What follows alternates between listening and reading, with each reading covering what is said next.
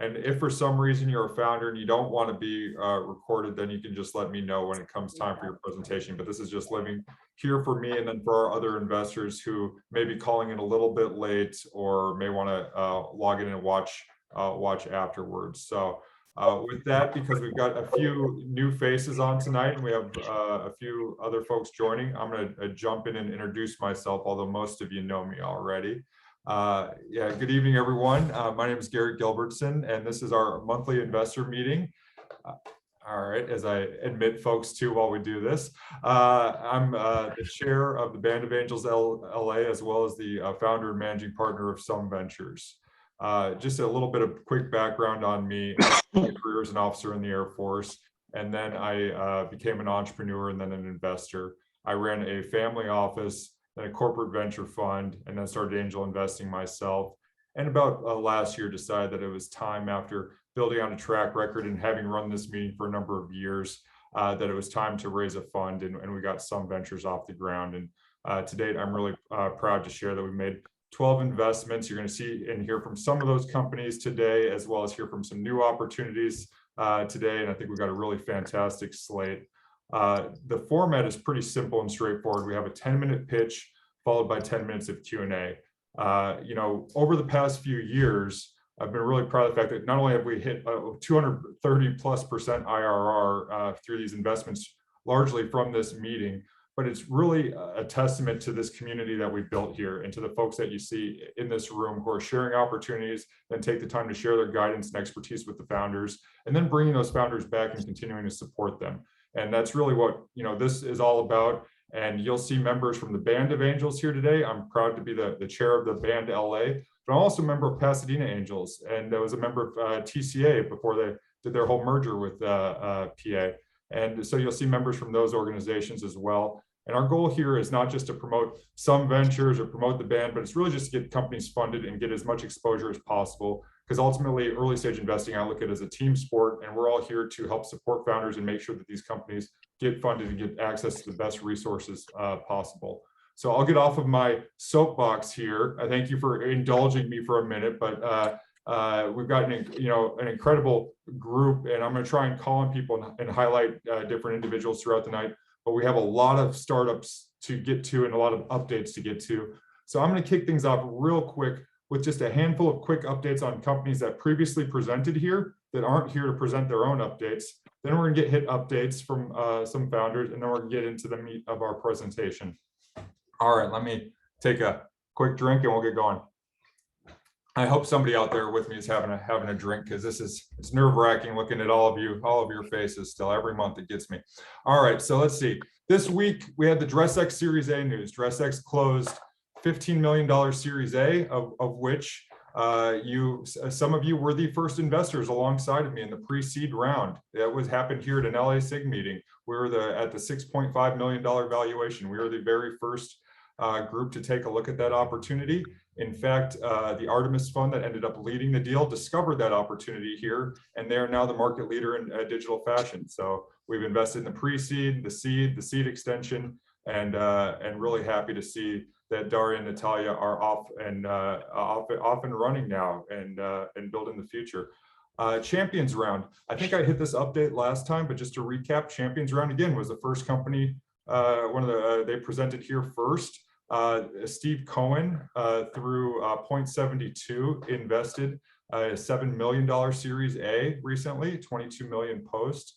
And if you were alongside me at the very early days, we were in a $2.5 million valuation, and then the Band was in a $5 million valuation a few months after that. And Carter and Chase have been building the future of fantasy sports, so I encourage you to check out Champions Round.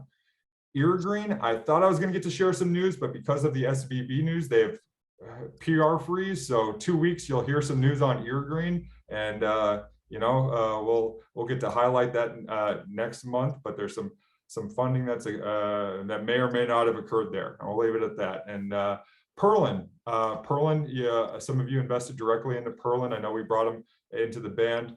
They received an additional $2 million commitment from Rice Park Capital. So that means that, really 3 key strategics have now come in alongside my fund, Douglas Ellermeier through New Valley Ventures, Rice Park Capital, and gosh, and this is where it's getting me. The third fund will hit me in a second, and I'll come back to it. Paperwork, who also presented here, Kevin Simmering's the founder.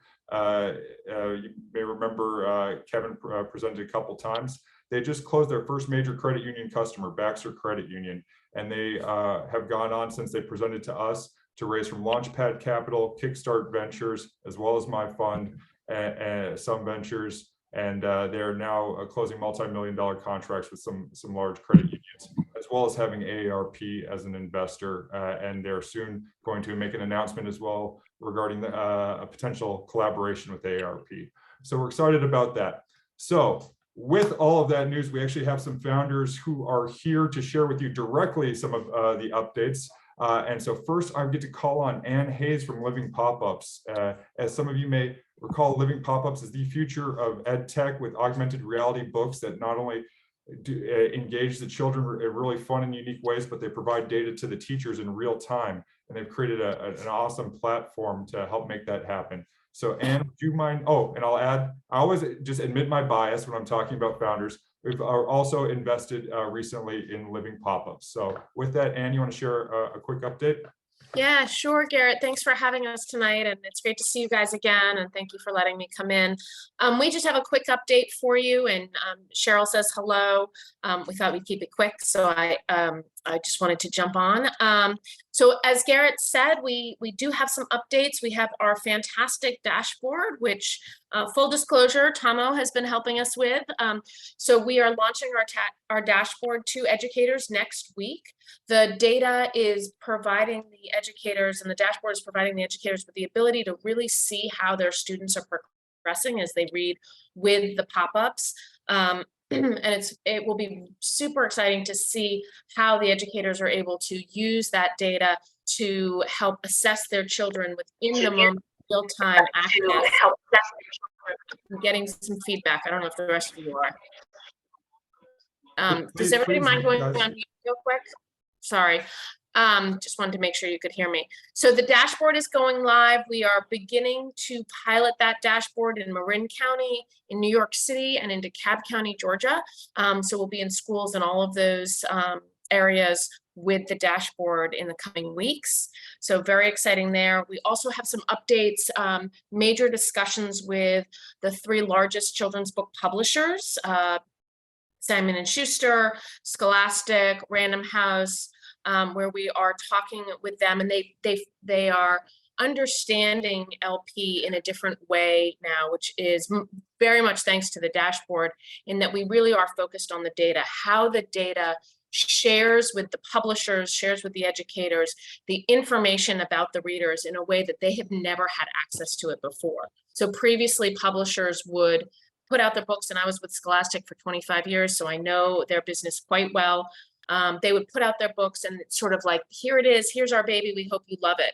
What we're able to do with the data and with the forthcoming dashboard is to be able to show them not only the readers are reading it, where they're reading, where they're stopping, which characters they're engaging with most, are they understanding the content, are they finding one character most appealing versus another, would they like to see more of other characters. So we're working with, and we're working on putting together deals with those large publishers to create pop-ups within their different series and their different genres. So very excited about that, both at the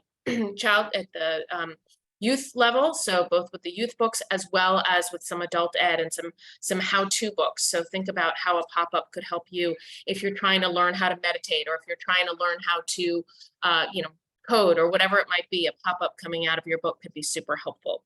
And the final update that I wanted to share with you all is that we are, as I speak, at CUE, which is one of the larger education conferences for educators using technology.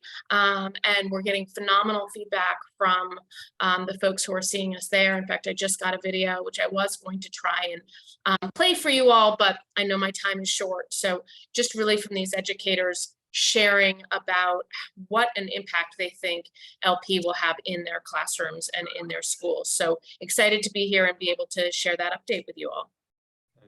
Thank you so much, Ann. And I can say again unequivocally that before we did, I went and tested the books with my daughter's classroom with all of her friends who are and the educators, and they all absolutely loved it. So 100+ libraries and many more to come. I'm excited to see where you go next.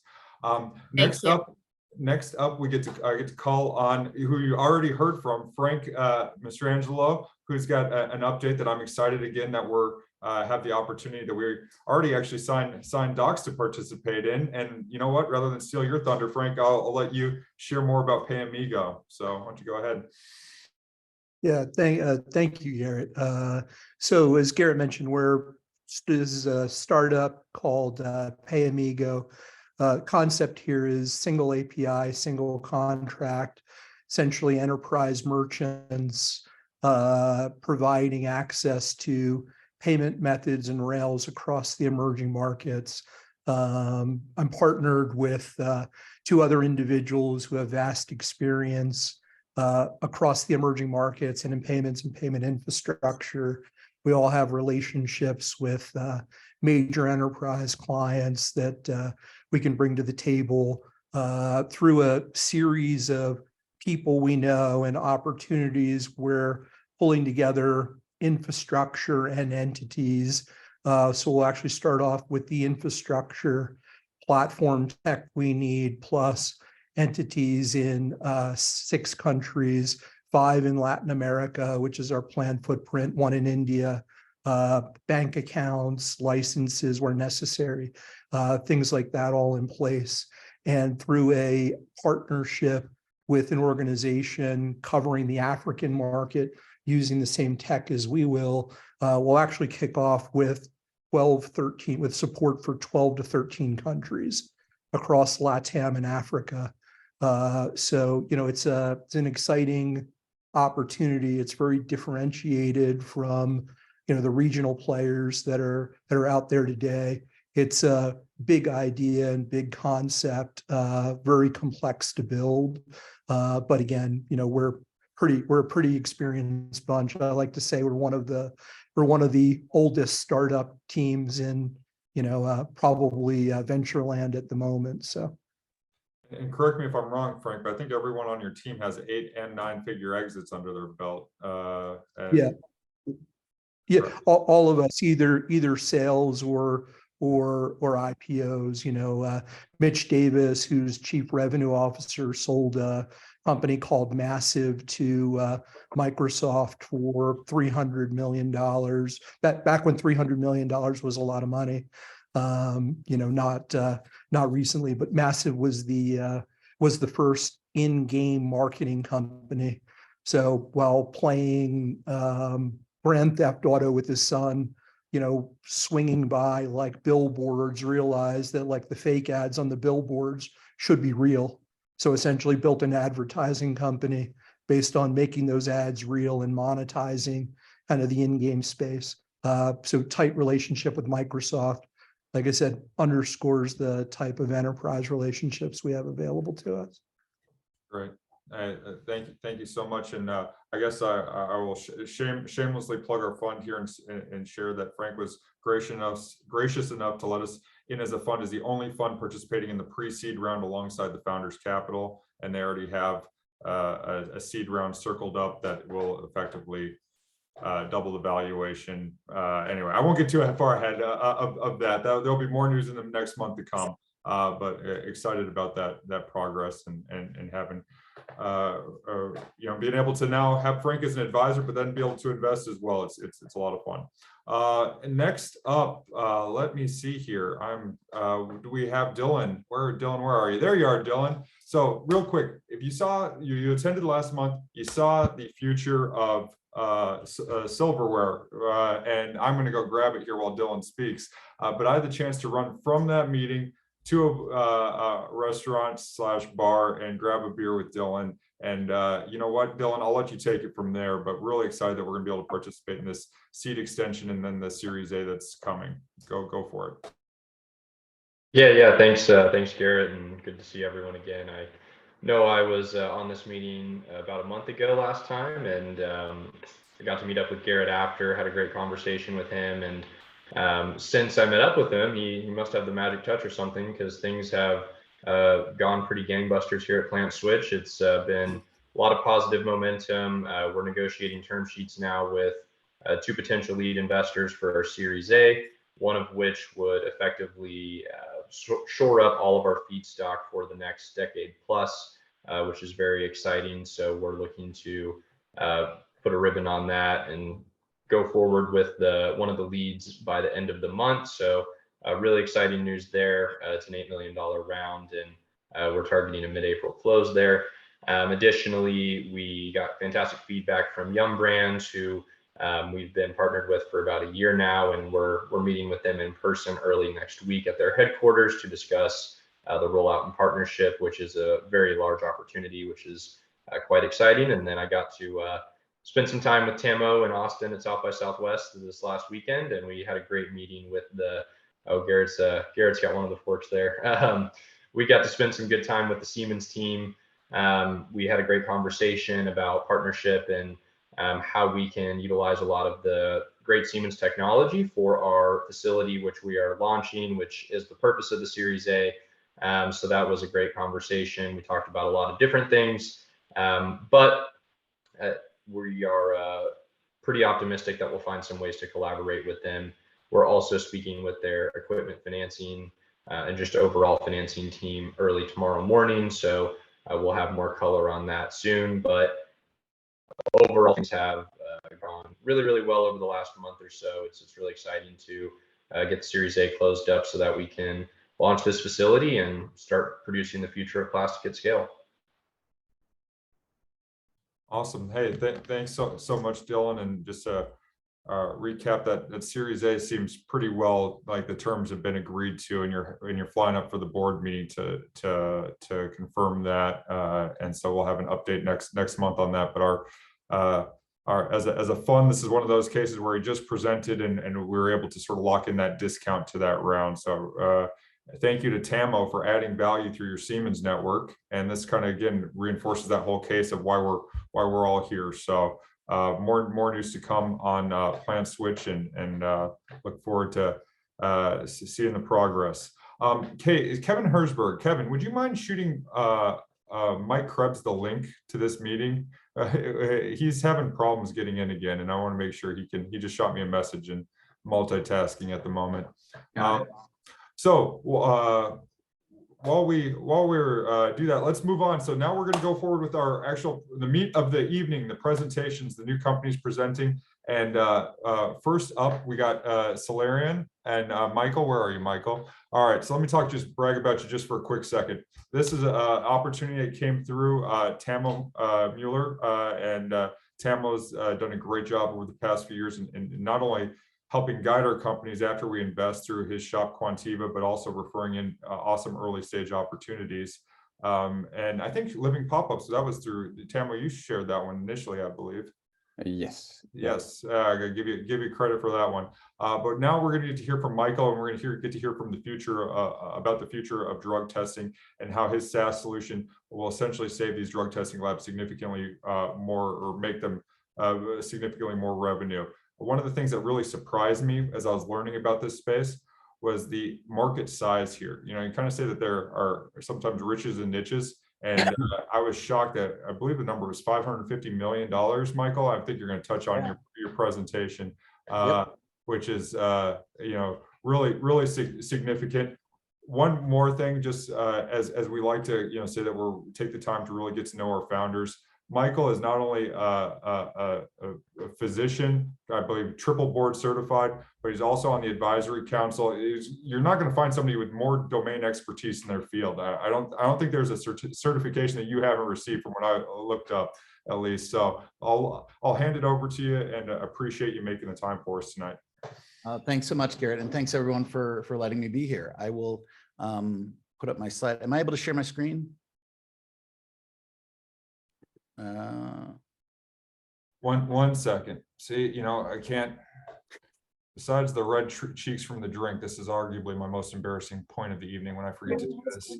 There you go. All right. There you good? I am. Hold on. There we go. All right, 10 minutes and we'll get to Q&A. Perfect. So again, I'm Michael Sprintz, and did you know that, as Garrett had talked about, that over 5,000 clinical labs lose over $500 million in uncaptured revenue every year? So again, I'm Dr. Michael Sprintz, and I'm here to tell you about how our company, Cellarian, solves this problem in a spectacular fashion. So the problem is that drug testing labs rely on physicians to provide clinical documentation for insurance payments. But doctors don't have the time to write out the extensive amount of documentation that's needed to meet the requirements, so they don't. The insurance payers know this. It's part of their strategy, and it's an effective strategy. It results in millions of dollars in uncaptured revenue from denied claims and prior authorization denials that labs cannot get without this documentation. And payers know that. And so by burying the doctors in administrative burden, then the labs get screwed by not being paid. So adding to the problem, just this past year, Medicare has announced a targeted audits of drug testing labs for the next 3 to 5 years. That means increasing denials, financial losses, and potentially business-ending legal nightmares for the fraud, waste, and abuse statutes that happen in healthcare. So I'm a physician, but I'm also a lab owner as well. And I understand firsthand the pain points of leaving 20% of revenue on the table with no chance of payment and losing even more to audits that evaporate profits. So a solution was necessary. I looked around to find one and there wasn't, so we created it. Cellarian SaaS platform technology solves the problem by doing the work that doctors don't have time to do and won't. By compliantly creating and automating the medical necessity documentation process for each unique patient, labs can capture the millions in revenue that was previously unreachable, while providing a powerful compliance and risk mitigation strategy, which is an enormous value add to larger hospital systems and labs.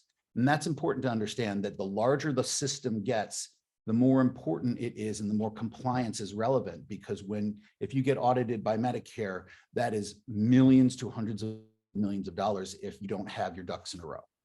So for us also though, onboarding is easy and we can process the data however it's sent, whether it's chiseled on a stone tablet or all the way up to full bidirectional digital integration.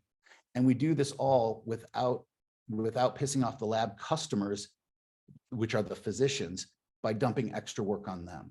So the purpose of this was to create a solution that was simple and easy, and it did the work that they weren't going to do, but didn't add extra work to everyone's clinical workflow. So how do we make money? Well, we're using a revenue share model that we take a percentage of all the found revenue collected using our software.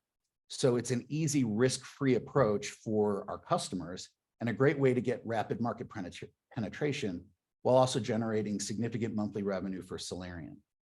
We also offer an add-on, what we call an Audit Guard subscription, to create documentation for every claim, not just the denied claims. And so by having this medical necessity documentation for all claims, that adds a layer of protection and compliance for especially the larger labs and hospitals, where they stand to lose millions from a Medicare audit, but they can prevent that for less than a couple of dollars per claim. And like Garrett said, the market is huge. The total drug testing market in the US alone is a $4.2 billion industry, and it's getting larger. And as you'll notice, even with the opioid crisis and the epidemics going on, it's going to drug testing is a valid, necessary part of clinical medicine, and it's not getting smaller, it's getting larger.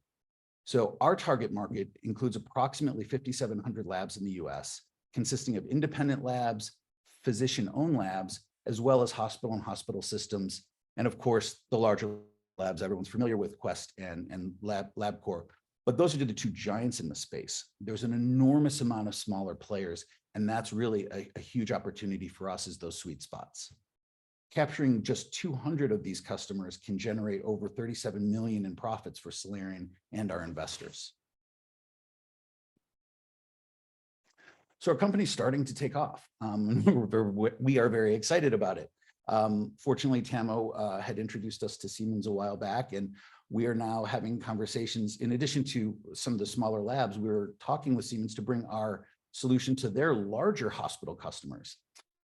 And we're also exploring a co-development relationship with their consulting arm to expand our service lines beyond drug testing. So our technology is a flexible platform technology that can be adapted to anything within healthcare that has a billing code that is getting denied for medical necessity reasons. We can adapt and prototype a new service line based on that. So what makes us better and different? So our competitive advantage is creating the medical necessity documentation, which is a key piece of getting the denied claims paid. This sets us apart from potential competitors who may offer much larger, more extensive services, but they lack this crucial element. So we don't just tell labs, oh, this is the documentation you're missing. We actually create it. And that's a huge differential. As insurance companies increase denials and documentation requirements become more complex, this untapped market is going to continue to expand. And because I was part of the American Society of Addiction Medicine's drug testing expert panel, I was one of the team that actually designed and published the guidelines in 2017 on appropriate drug testing. So I knew this inside out and created an algorithm that will actually stay in line with those criteria, but also medical payers' criteria. So we automatically meet their medical necessity documentation. And if it's not medically necessary, our software doesn't support it. So it's agnostic whether a payer looks at it or a lab. It supports appropriate testing and doesn't support it when it's not. Our company is led by a team of experienced professionals. As I said, as the founder and CEO, I am triple board certified in pain medicine, addiction medicine, and anesthesiology.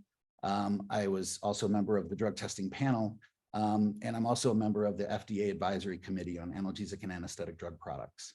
Our CTO, Ian Williamson, is an innovative full stack developer who brought our vision to life through his coding. And then our COO, Mike Liu, who is here today as well, is an amazing guy. He's a seasoned operator with over 15 years of experience as a McKinsey healthcare consultant and is responsible for operationalizing our business model. Additionally, we have the benefit of the guidance of an exceptional board of experienced executives and entrepreneurs who have already been where we're going and are committed to helping us get there. Our financial projections are fantastic. You know, it's funny when Garrett had talked about saying, you know, I was looking at it, he was amazed at it. We also did as well. When we really dove deeper and deeper into the numbers and the more data we got, it was very clear that the opportunity is huge. It indicates an impressive growth revenue and profitability within the first year, and even with just a conservative estimate of the number of labs, of lab customers that we capture. So like many startups, we've definitely had our bumps in the road. We faced challenges, we fell down, we got back up and learned from it. And before we discovered the right solution for the right customer at the right time. And that time is now. And our solution is proven to work, and we're prepared to scale our business and grow rapidly. So we're seeking $1 million in funding on an $8 million pre-money valuation to expand our customer base and our marketing efforts. We already have the product, it's ready, it's working, and our goal right now is to use this money in order to capture more labs, get more customers, and rapidly scale up. We aim to reach a revenue goal of 10 to 14 million in the next 18 months, and project gross revenues around 37 to 40 million by year 4, which would position us for a healthy exit at that point. So Tony Oski was the president of Avanti Labs, which was the lab that we validated our technology on. And he had a great line. He said, you know, I'm tired of leaving money on the table. And he's like, you guys could do what no one else could. And it's true.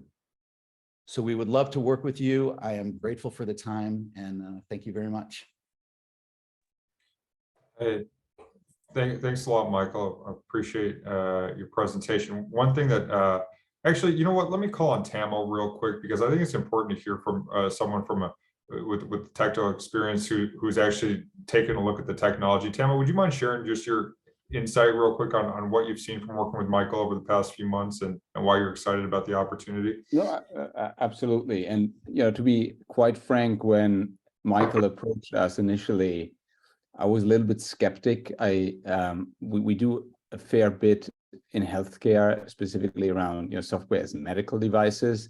I don't, or at that point, didn't know the lab space as well. And so I wasn't quite sure whether those problems really, first of all, existed, and whether the solution that Michael had at that point was really applicable to the degree that he brought it to our attention. And that's one of the reasons I brought him to one of our clients, which is Siemens Healthcare, who are the biggest vendor to the lab space in the US and worldwide. They service Quest and LabCorp. And so it was quite amazing. Not only was he able to, or were they able to validate that he's right on track. They actually built a task force internally to see how they could finally not just charge their lab customers, but actually see how they can make them some money. So it's a real working solution, and it has been validated by one of the biggest players in the space.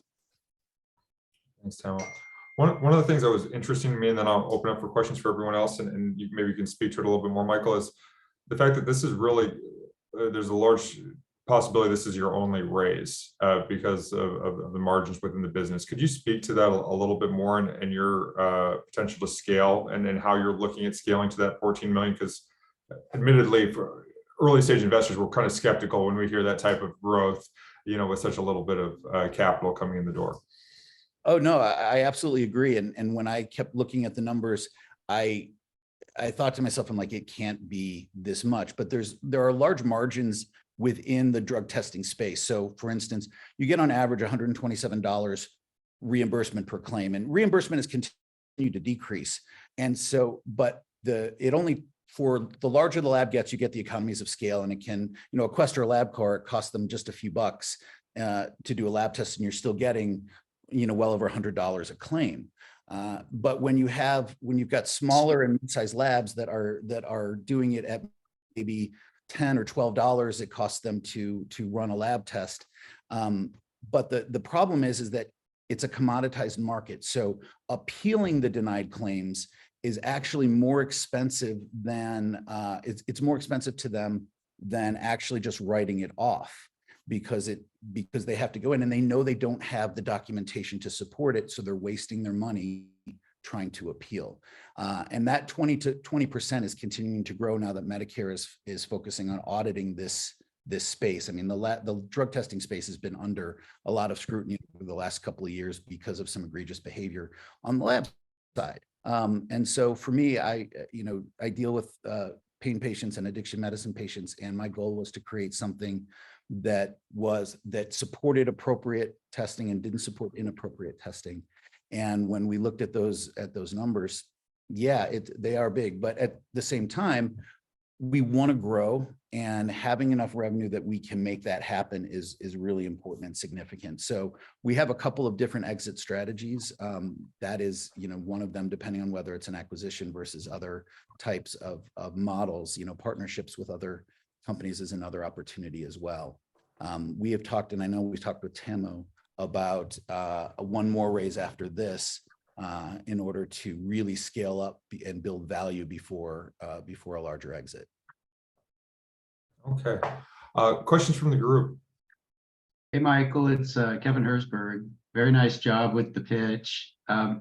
So I've actually experienced this from a patient standpoint, and ended up partnering with my physician to have to write responses to the payer, and frankly, the payer had to hire experts to kind of refute our claims. And so it kind of went on for a little while, and then sort of ended up splitting the baby with the payer. I had to pay some, but they did too. So yeah, I agree with you. This is out there. Can you walk me through a little bit more on your revenue model? I'm not sure I followed all that, and when you think the revenue might start coming in and so forth. So it takes, so as you capture a lab, I mean, generally with reimbursement, it's going to take in healthcare, it'll take 30 to 60 days at least once you submit a claim. So what we do is we approach the labs and, let's say we get the labs, we sign them on. The first thing we do is look at their last 90 days of denied claims. And we do a 50-50 split on anything we collect on their denied claims. And we run through, look at everything that has denial codes that are related to medical necessity. So claims can be denied for a lot of different reasons. I can't promise you that a payer, if they deny the claim because you don't have the policy or it's a Wednesday or some other reason other than medical necessity, we can't help that. But a large portion are lack of documentation to support it. And that's literally because the payer's strategy has been effective in that. So we grab those, we automate the entire process. So what we do is we get certain documents that we need from the lab information system. Ideally, we can do it with just 3 to 4 pieces of data from the physician. And normally that comes based off of their lab order. So if a doctor is ordering a lab, you have to give a diagnosis. You have to give a number of, you have to give a diagnosis and the tests that you're ordering. And then additionally, there are a lot of times they'll include the medications that the patient's on. Based on the payer policies, we can generate with just 3 different variables up to 80, I think it was 83,000 different unique patient-specific documentations of medical necessity. And that's a key factor here that separates us from everyone else. If you just cut and paste a note, the payers will deny it and they'll call it cloning. What our system does is it's patient specific, and there's a lot of reasons why I might want to test that patient, and because there are multiple medically necessary reasons, our system will actually adjust and even at times randomize those reasons. They all fit within the payer's criteria, and they also fit and match the patient. So it generates a very unique patient-specific documentation that the physician attests to. And what that does is that keeps us compliant with all the Medicare rules and laws, and it gives the physician the opportunity. It gets sent right back to them with the lab results. So they get the lab results, they get our documentation of medical necessity, and they can adjust it or edit it as they need. And the labs have it and can send it in for reimbursement if they have for it. So, Michael, Kevin, we're gonna.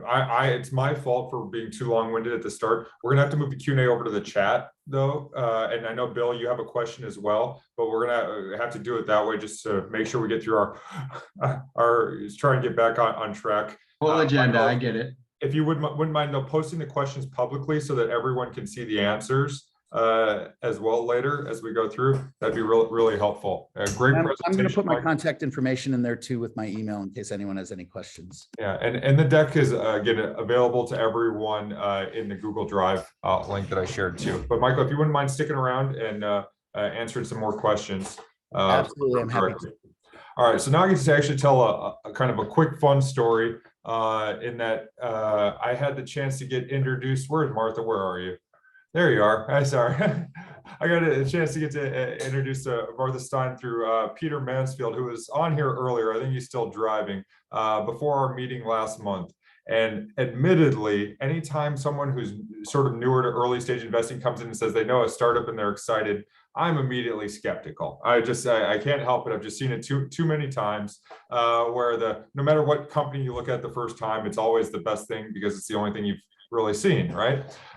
However, this is I would say the exception to the rule in that I took the time to follow up with Randy and who's the founder she introduced me to, and came to learn that Randy, I think, is the leader in the clubhouse tonight for successful exits amongst founders. He's built 3 companies and sold them. And I'll only highlight one of them in the interest of time. He recently saved a number of lives in that he built COVID tracing for Apple and led the team that did that for Apple, between Apple and Google. And I'll let him elaborate on his background. But tonight I'm really excited because when I met with Randy in person over in Hermosa Beach, and I've got that video that I'll share with you guys down the road, I had that same sort of feeling that when I met the DressX founders for the first time. Randy's, as you'll learn, is dealing in augmented reality and in the future of augmented reality. And I thought, wow, what I'm looking at is a real life future application that I could see myself using, and I believe others will use as well. And I don't want to steal too much more of your thunder, Randy. So I'm gonna hand it over to you and let you take it away now. But really happy you could join us. And Martha, thank you again for making that intro.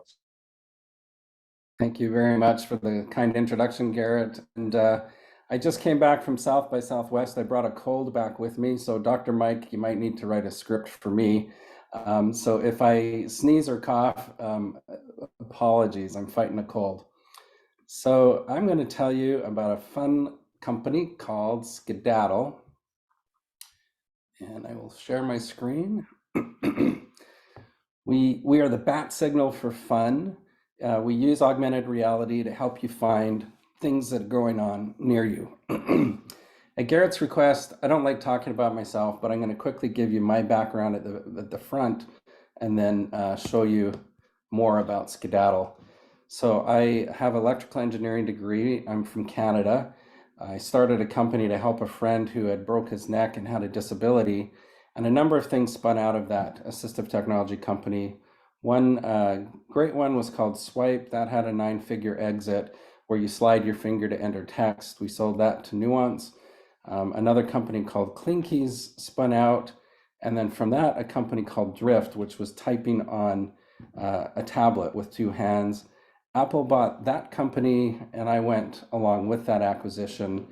And I ran the on-screen keyboard team. So if you had autocorrect errors happening about 3 or 4 years ago, that was my fault. So now you know who to blame. But it's the most used software on the planet. Every day, more people touch that software than any other software. So that was pretty cool. And then, as Garrett said, I led the exposure notifications development that we did together with Google. Hundreds of million people are using it. A report just came out in Nature of a study that's showing it's saving tens of thousands of lives a year. So that's my background. If you just look at those 3 companies, Swipe had a $101 million exit, had a 1.5 billion users. Drift, we exited to Apple early before we even shipped, and it's on every iPad that ships now. And then, of course, Apple, the keyboard is on getting used 1 billion users every day, and then we saved a bunch of lives with exposure notifications. So that's the background that I come from. I kind of have wanted to do world-changing things, and so hopefully with that background, you'll understand the significance of me saying I think Skidattl is the biggest thing that I've started. It is going to revolutionize social networking in the real world. It's going to disrupt the local advertising market, and it's going to be on all of your phones in about a year. So what are we trying to address here? You know, I worked at Apple, and it's too much of a good thing. We are all sucked into our screens most of the day. Even when we're outside, we are looking at our phones. And it's just like a little too much of a good thing. And so where is tech going? It's like they're doubling down. Now we're going to go into VR. So it's even a more virtual world, which takes you completely out of the moment. And our belief and vision is the real world ain't so bad. During COVID, I got to hang out in this house. I took this picture from my backyard in Hawaii, and it really drove home that, you know, the real world is not so bad. And if we can get people pulled back into the real world, away from their phones, away from the virtual world that they're living in, then we'd all be a happier bunch. We'd connect with friends in real life. And that's the vision of what Skidattl will do. So how does it work? So you've probably heard of augmented reality. That's when you look through your phone. And as you know from the book company that we just heard from, you can superimpose different augmented reality artifacts or images on top of that scene. And so what we do is put these basically pointers. You see these, we call them beacons, pointing down at different things that are going on around you. So you just look through your phone and you'll see these superimposed on the scene of the real world. So it brings you present into the real world. Now, you probably think, well, I've heard of augmented reality before. Why is this so new now? Because it's been around for 3 or 4 years. There's a real tipping point that happened last year. Most augmented reality, you put the thing on a target in the scene. You say, okay, I want to have the hippopotamus on my end table, and you place it there and it recognizes that scene. But placing them geographically with GPS coordinates has been difficult because your phone doesn't exactly know what direction you're facing. It knows where you are, but it's only using the compass and magnetic north to kind of tell where you're facing. And if you've ever used it to try to get walking directions, you know that you walk like half a way down a block and then realize, okay, I'm walking the wrong way, because your phone doesn't really know. And so what's changed is Apple and Google have published for developers their Street View data. And so when you launch Skidattl, it says pointed at the buildings across the street, and within a couple seconds, it knows exactly where you are and what direction you're pointing. So now we can use GPS to ground these beacons in real life. They're not relative to you on some object. They are anchored at a GPS location.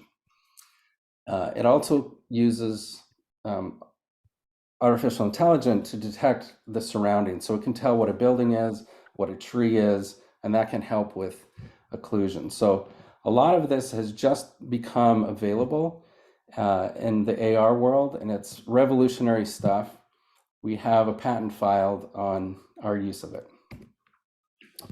Okay, so how will we make money on this? Everything is, the traction first. So how far are we? I just came from South by Southwest. I've bootstrapped this, funded it myself so far, but we have our first customer because we met with the South by Southwest conference organizers a couple days ago. And if any of you have been to South by Southwest, there's a ton of venues spread all over downtown, and it's really hard to know where to go. And so they want us to embed our Skidattl experience within their app. So you'll be able to say, where is that film festival? Where is the art display? And you can see it through your phone. So that's our first customer. We built a proof of concept already. I showed it to Garrett. He has a video he's gonna post. We've finished the app design, so we know what the screens are gonna look like, and we've applied for the patent. Okay, now how do we make money? So the app is free. These beacons that you place are free. Anybody can make them, anybody can view them. So if everything's free, how do we make money? There's a couple of ways. The first is when you put up a beacon, let's say you want to advertise your garage sale. They stay up for a limited time. They're ephemeral, so they're only good for an hour. And they're only good for about a mile around you. But you might say, well, no, I want my garage sale to last for 4 hours, and I want it to be 5 miles. So you can move these sliders when you create your beacon. And if you go beyond the free zone, then you pay like $1 a mile, $1 an hour. So it's pretty low price, but it's an in-app purchase that you can do to extend the functionality of your beacon. Now, if you're a business and you say, yeah, I want my restaurant to do this every Tuesday, and I want it to be every time. I don't want to have to go in and use this every time. Then how would I do that? And sorry, I'm going to the next slide. Then you could say, I don't want to have to do this in the app every time and move those sliders. So instead, you can do a subscription. So you would get several beacons with much longer time frame, much greater distance with your subscription. So if your business is doing this all the time, then you can subscribe. People can also subscribe if you're using this personally a lot. You don't want to get nickel and dimed. You can also do a subscription. The revenue for this thing is insane. I'm kind of like Michael when I ran these numbers, and it's a fairly robust financial model that we've created. It blows up into crazy numbers, like tens to hundreds of millions of dollars a month, not per year. And I kept making it more conservative, more conservative. But where this really leans in is on proximity advertising. So that's a $500 million market a year. And this is a brand new way to do it. Think of it as an ephemeral billboard sign over your business. You can change it at any time. You can put it up, you can put it down, you can have specials. It's completely dynamic. There's nothing like it. And this is where things blow up, because we're leaning into that local advertising market. Okay, this thing is like, gotta go big or go home. Like, this is something that has to go viral. It has to be used by lots of people in order for businesses to do that advertising. So how are we gonna get there? First of all, it's super cool to use. Like, it's just fun. So that's the first thing, is you're gonna enjoy using it. But OEM white labeling is what we're doing for South by Southwest. So that's gonna get on a bunch of screens. If you're in our app, we'll give incentives. If you share this with your friends, you'll get extra time and extra beacons. So there'll be lots of incentives to share with your friends. We've also been talking with other app makers, other companies like Nextdoor and Groupon, about including this as part of their solution to their customers. Their advertisers could have beacons on their stores, and then Nextdoor would include Skidattl in their feed to say, if you want to see these beacons, download the app. And then, of course, standard marketing. We will use influencers on TikTok and YouTube more than advertising. We think that's the way to get it to go viral. I can't see the timer. How am I doing? Running out? You're okay. We're getting closer to the end, but just cutting out a little bit of Q&A. I'll go quick. We're gonna use this at Burning Man. We're still talking to them, make sure we can do it. But Burning Man is a city that gets created overnight, and there is no maps for that city. And there's camps all over the place that do really cool stuff. But how do you find that out? You have to walk around and kind of just discover. So Skidattl can be an amazing tool at Burning Man. We can have people put up their own beacons, and you can see what's going on. You can find your way back to your camp when you get lost. Then we're also going to do beta launches on 4 university campuses. So Berkeley, Stanford, Arizona State, and University of Hawaii. And we'll do that in the fall as freshmen come in. That will be a beta. Everything will be free. We'll just use it to test the app and then learn about things that we'll learn in the beta. And then we'll launch in January, and South by Southwest is going to have it in their app in March. So there'll be lots going on next month, next year. This is the roadmap. It's what I just said. We're raising our angel round right now. We're doing the app development. Next quarter, we're going to continue the angel round. We'll do the SDK development, go to Burning Man, do campus betas, and then launch. It looks a lot like Michael's. We're doing $1 million. It's a safe with an $8 million cap and a discount of 20%.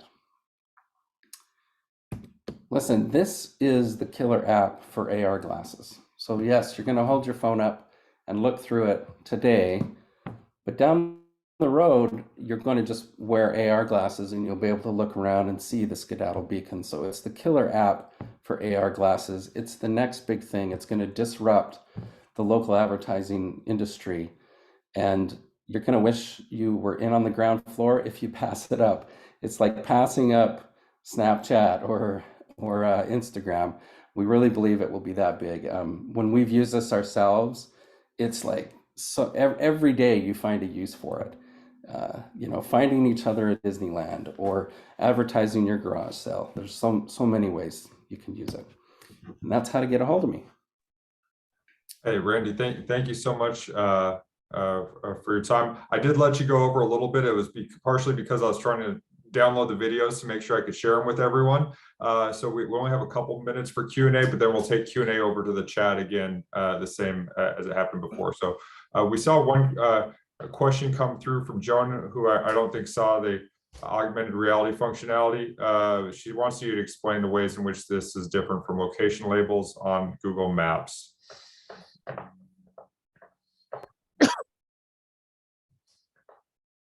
Randy, you're on mute. I'm muted. Sorry, I was coughing. Yeah, great question. So how is this different? It's just two ways. It's more ephemeral, so it's in the moment. Google Maps are things that are there permanently. So you can advertise, I have a restaurant, but you can't advertise your special, you know, your 2-for-1 special on Tuesdays or something. If you're a food truck, you don't show up on Google Maps. So that's the first thing. And then the second is, even if it is something you can find on Google Maps, using AR and looking through your phone pulls you back into the real world. That's really the magic of this. You know, how many times have you walked around looking at your phone and like bumped into the thing you're looking for because you're not present in the real world? So that's the second way this is different than trying to use maps for things, is you can see it. You know, it's like someone giving you directions and say, it's down there around the corner, and you see the corner and you walk there. So those are the two main ways that it's different. It's ephemeral, you can do things in the moment, and it pulls you into the real world. Randy, I have a question, if it's okay. Yeah. Go for it, Elko.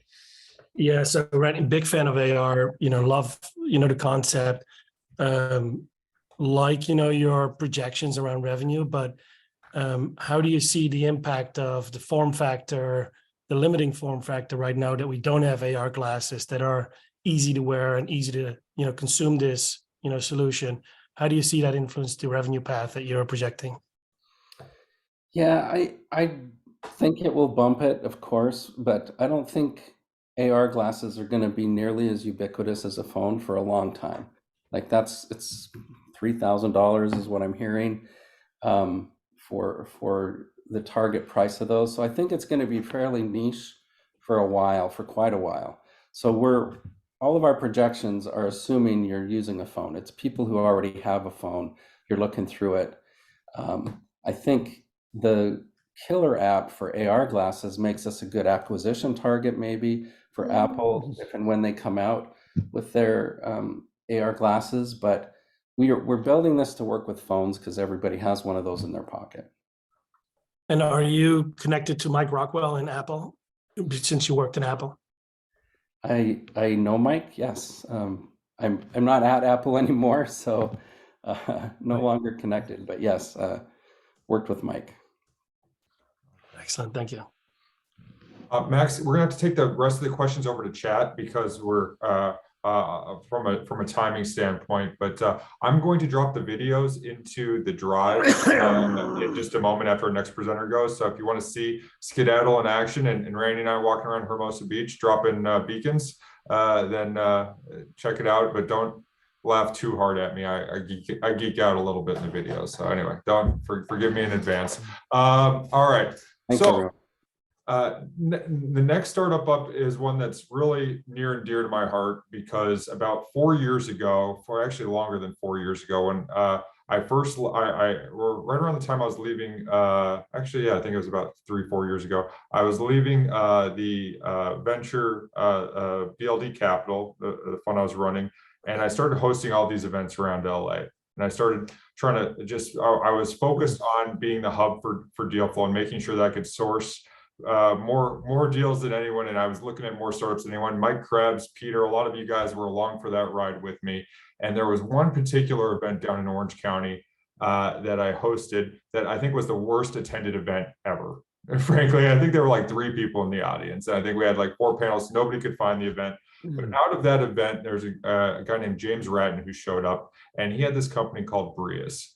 And BRIUS, I believed at the time, and I still believe is the future of orthodontics for good reason. Lingual braces that fit behind the teeth, not only are significantly more attractive, but the way in which they designed this product, it was more efficient tooth movement. And the new CEO, Lee, is going to explain more about that today. But what I want to share with you before Lee goes is that, you know what, sometimes in life you write a really big check and you think that things are going to work out perfectly, and there are little hiccups along the way. And in this case, I wrote a big angel check, and I syndicated the deal through the band and through TCA. And we brought in great VC investors like Sonder Capital and Invest, a large private equity fund that owns Weight Watchers and other big brands. And they were off and running. I would say that the biggest mistake that was made is they hired the wrong CEO to come in and run that company post Series A. And Lee will tell you a little bit more about what happened. But the big takeaway I want to share with everyone today is that the right CEO is in place now. And Lee has the only person who's actually built and sold a lingual orthodontics company. They're in a place now where they're actually are managing burn appropriately. And I don't want to speak too ill about the past CEO because they would probably take up the next hour. But long story short, they burned through a lot of cash before Lee arrived.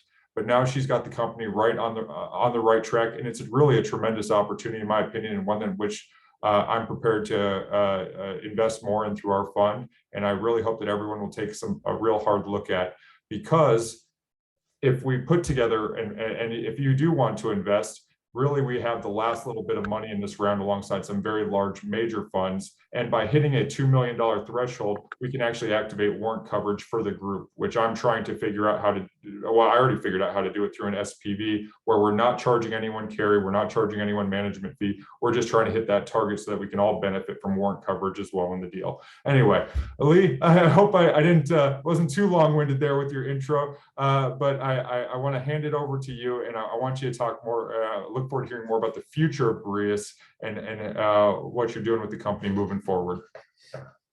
Sure. Thank you so much. I'm going to go ahead and share my screen.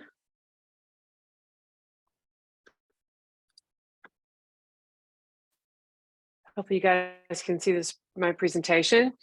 I'm Lee Ellermeier. I'm actually sitting in Dallas, Texas, where the tornado sirens have been going off all afternoon. That's always fun.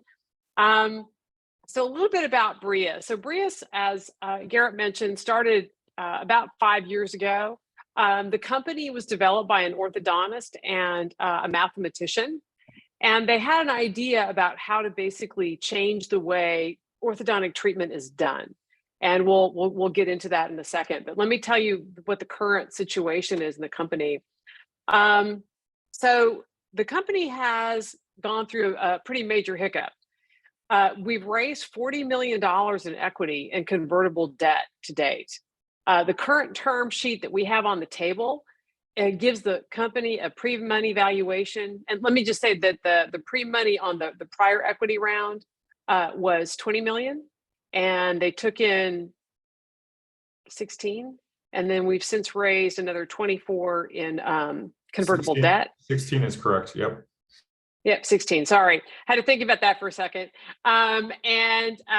So effectively, a value of $60 million. The pre-money on this round was $1 million. 12 million of the convertible debt is going to convert into it, effectively giving it a $13 million pre-money valuation. But the rest of the money is being basically squished down. To date, the company's done about 3.6 in revenue, and they have had great investment partners, and those partners continue to be part of the company. We have a deal term sheet on the table right now for about $12 million is the target. We said between 10 and 15. Right now, we've got about 10 committed to the company, so there's room for another 2 to possibly a little bit more. There's still some back and forth on that, but at least 2, and that's what Garrett has been targeting with this. For any new money that comes in at 2 million plus, there's a 20% warrant coverage available. So let me tell you a little bit about orthodontics. If I were standing in the room with you, I'd ask everybody to raise your hand if you or your spouse or any of your children had orthodontic treatment. And generally every hand in the room goes up, because orthodontics is something that touches pretty much everybody. People that don't get orthodontics as adolescents tend to get that treatment as adults.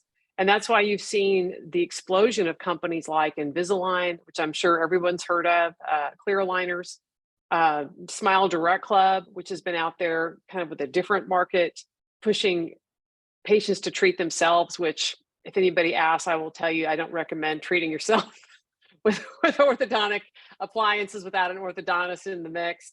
But it's a big market and it's a popular market. And what we've seen is that most of the growth that's come in this market has been with aesthetic products like Invisalign. But that's really an old technology. So, Invisalign came into the market in actually 1997 is when they very first launched their initial products. Most people became aware of them on the orthodontic side, 1999, 2000. At that time, I was with a company called Orometrics, and we were bringing some interesting technology into the same space. So I was very aware of Invisalign. We were raising money really side by side. And at that point, dentistry itself and orthodontics, there wasn't a lot going on. I mean, most people had very little awareness of orthodontic products. Like you got braces, but if I asked you, hey, what brand was your braces? Like nobody would be aware of, it was, oh, I got a 3M Clarity bracket on my tooth or an Ormco Damon bracket. Consumers didn't know, but now they do. So we're seeing, 20 million global case starts, 15% compound annual growth in this space. And right now, this 20 billion annual spend, that's actually closer to $30 billion. It's a big, big market. And if you look at the US, we are about half of the world market that's spent on dentistry in dollar form, right? So if you say, the global dental market is X, we are 50% of that because this is a retail market. And if you've had kids go through braces or you've gotten them yourself, you know that insurance doesn't contribute a whole lot to that. So it's pretty much out of pocket, which is a little bit downside for the consumer. But the upside for folks like us is that patients are making choices, right? Because they're buying effectively a retail product. So, Align technology really changed the market for orthodontics when they brought aligners in. And the aligners are a great product. I have worked for 2 aligner companies, but I will tell you that they are reliant 100% on the patient being in compliance. So, your orthodontist will tell you, you got to wear those 22 hours a day or they're not going to work. And then the patient comes in and their teeth haven't moved as expected. And the orthodontist, what can they do? They can order more aligners or give that patient a lecture. But at the end of the day, aligners only work if you wear them. And despite their success, there's a big chunk of the market that is not using aligners, either because they know themselves well enough to know, hey, I'm not gonna wear those 22 hours a day, or their case is such, the complexity is such that they're not going to be able to get a good treatment result with aligners because aligners have some limitations. You don't have the same ability to move a tooth with 6 degrees of freedom inside of basically a plastic slip cover over your teeth that you do with traditional braces or with a product like Brava from BRIUS. The other thing that's great about this, and actually I'm going to skip this and show you what it looks like. So this is what the Brava device looks like. And this is what's really different about it than other orthodontics. So if you had regular braces when you were a kid, you probably know there was a bracket on each tooth, and then there was a wire that went from bracket to bracket. And most orthodontics until aligners came around was based on sliding mechanics. So your teeth and those brackets are going to slide along the wire. Brava completely disrupts that paradigm. Instead of having the teeth connected to each other, sliding on a wire, now they can each move independent of the other. Biomechanically, it's much more efficient. And you can get tooth movements that are difficult when you're stuck on a wire tied to 2 additional teeth, right? Than if you can just move it independently with all that freedom. So we make this device individually per patient. It's programmed to basically move your tooth from the spot where it is to a spot where your orthodontist has designated that it should go. And it's very fast. If you look at some of these cases, and this is just a couple of examples, one of the hardest dental movements to get is derotation of teeth. And orthodontists will tell you that. when they're trying to derotate a tooth along a straight wire. That's one of the things that takes a long time. It's very difficult to derotate a tooth in an aligner because you need to have something to grip in order to get that movement.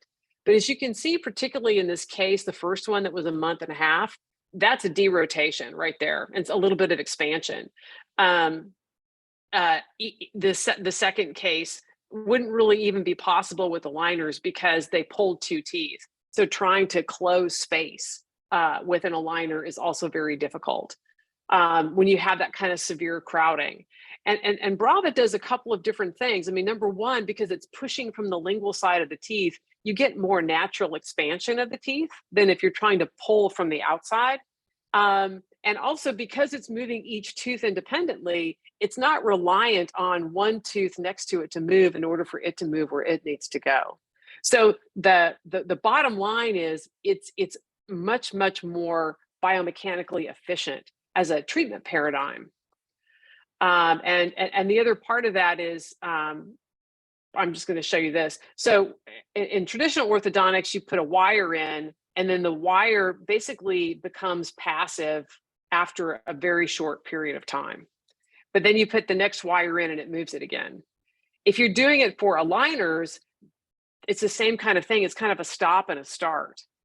But if you look at the Brava device, it's applying a constant force over time. And that's what makes it more efficient.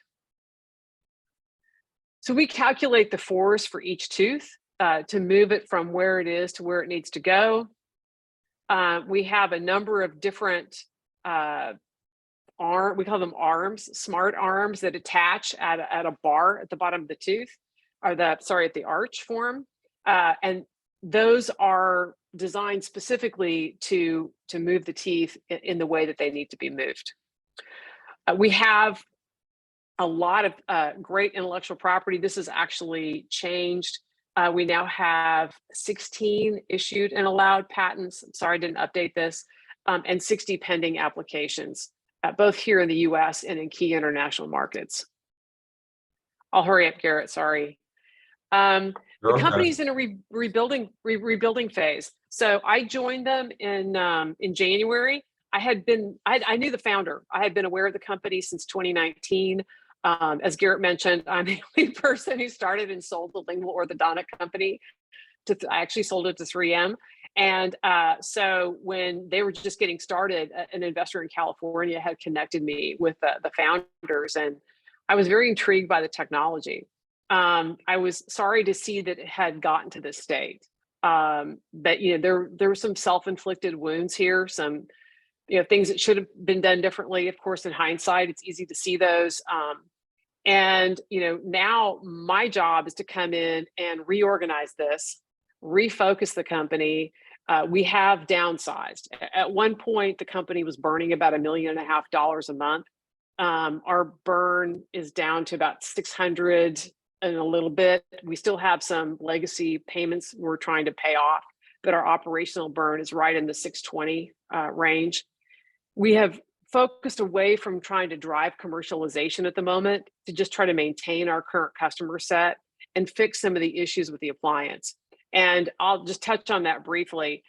I think that the BRIUS had a classic startup mistake, which was it tried to commercialize and scale too early without making sure that all the systems were in place to be able to create products, one at a time, right? Because we're not making an off-the-shelf product. This is a product that's designed and manufactured per patient. So you need to have specific types of systems to scale that efficiently and maintain quality. And those were not done as they should have been done. So we brought the operation down to 31 employees. We have a new CTO, and I'll touch on this, Chief Commercial Officer, the executive team that had been in place prior, and the founders have been released from the company. So this is me. I've started several companies in dental technology.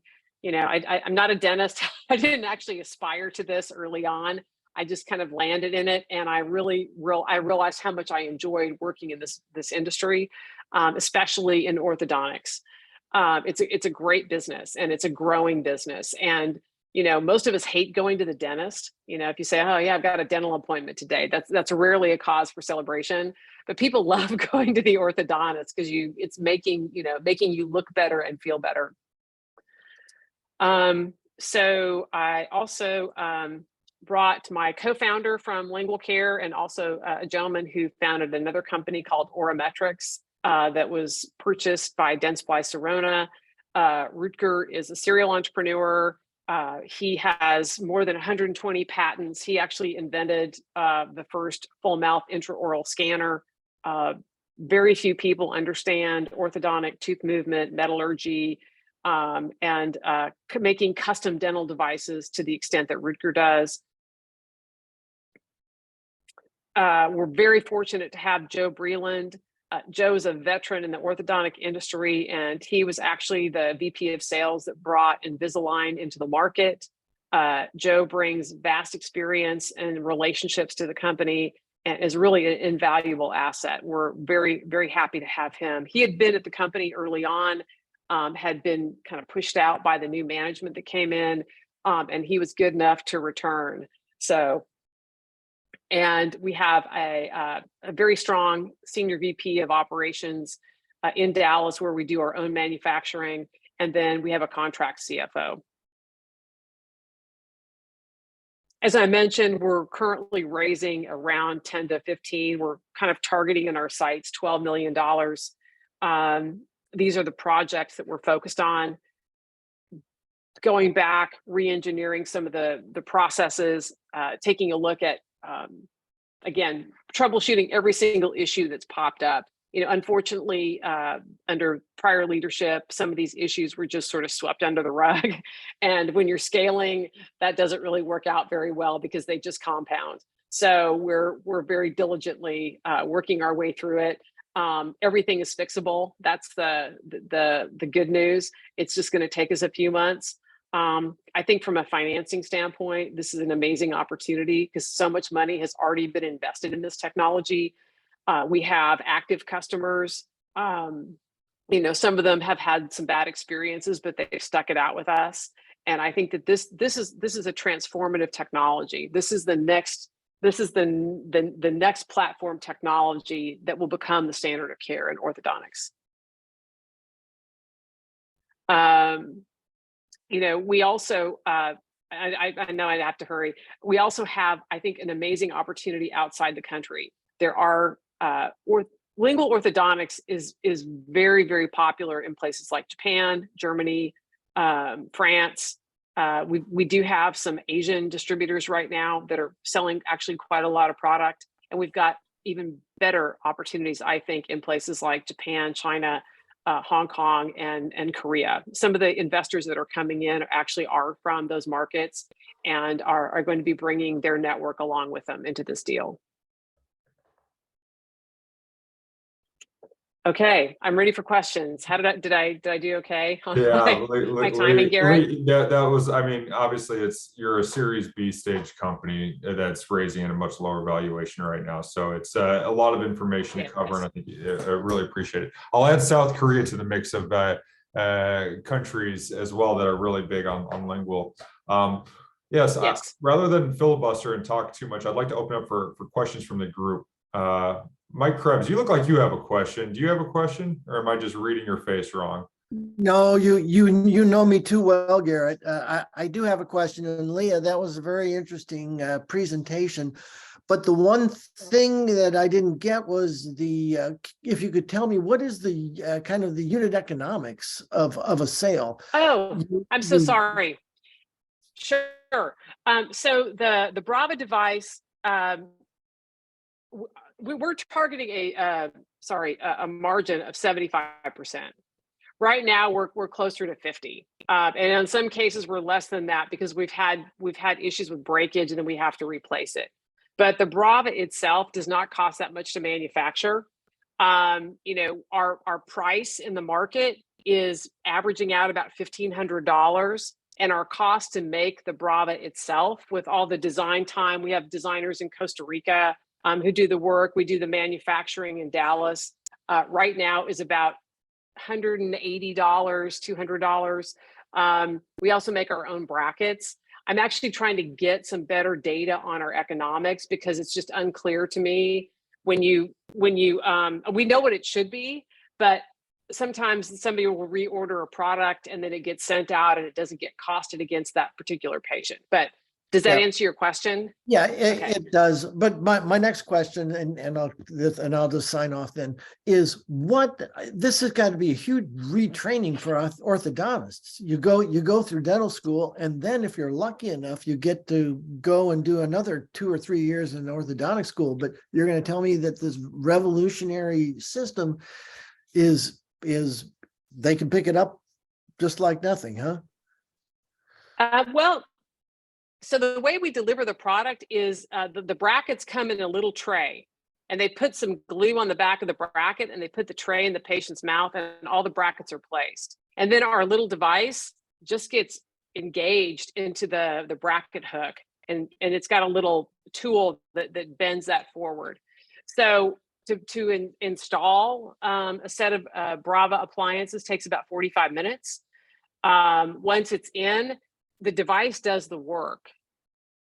So, but there are, the device can move the individual teeth in the individual arch. What the orthodontist has to do is, like, let's say you've got a big overbite or you've got a big underbite, that they need to address themselves. There's no orthodontic appliance that will fix that. So there are other mechanics that they might have to use, but those they learn in orthodontic school. If I'm a variety dentist, can I use this, or is this orthodontist only? The politically correct answer is that it's for orthodontists only. Our goal is to make this easy enough really for everybody to use at some point, because the whole point of making custom appliances that are patient specific is to equalize the outcome regardless of the skill of the provider, right? That's ultimately what we want to do. We want to be able to provide the same type of outcome for patients regardless of the skill of the provider that they're using. So, ultimately, does that mean we could go into the dental market? Maybe, but that's not what our focus will be, certainly in the short term. Thank you, Leah. Appreciate it. Sure.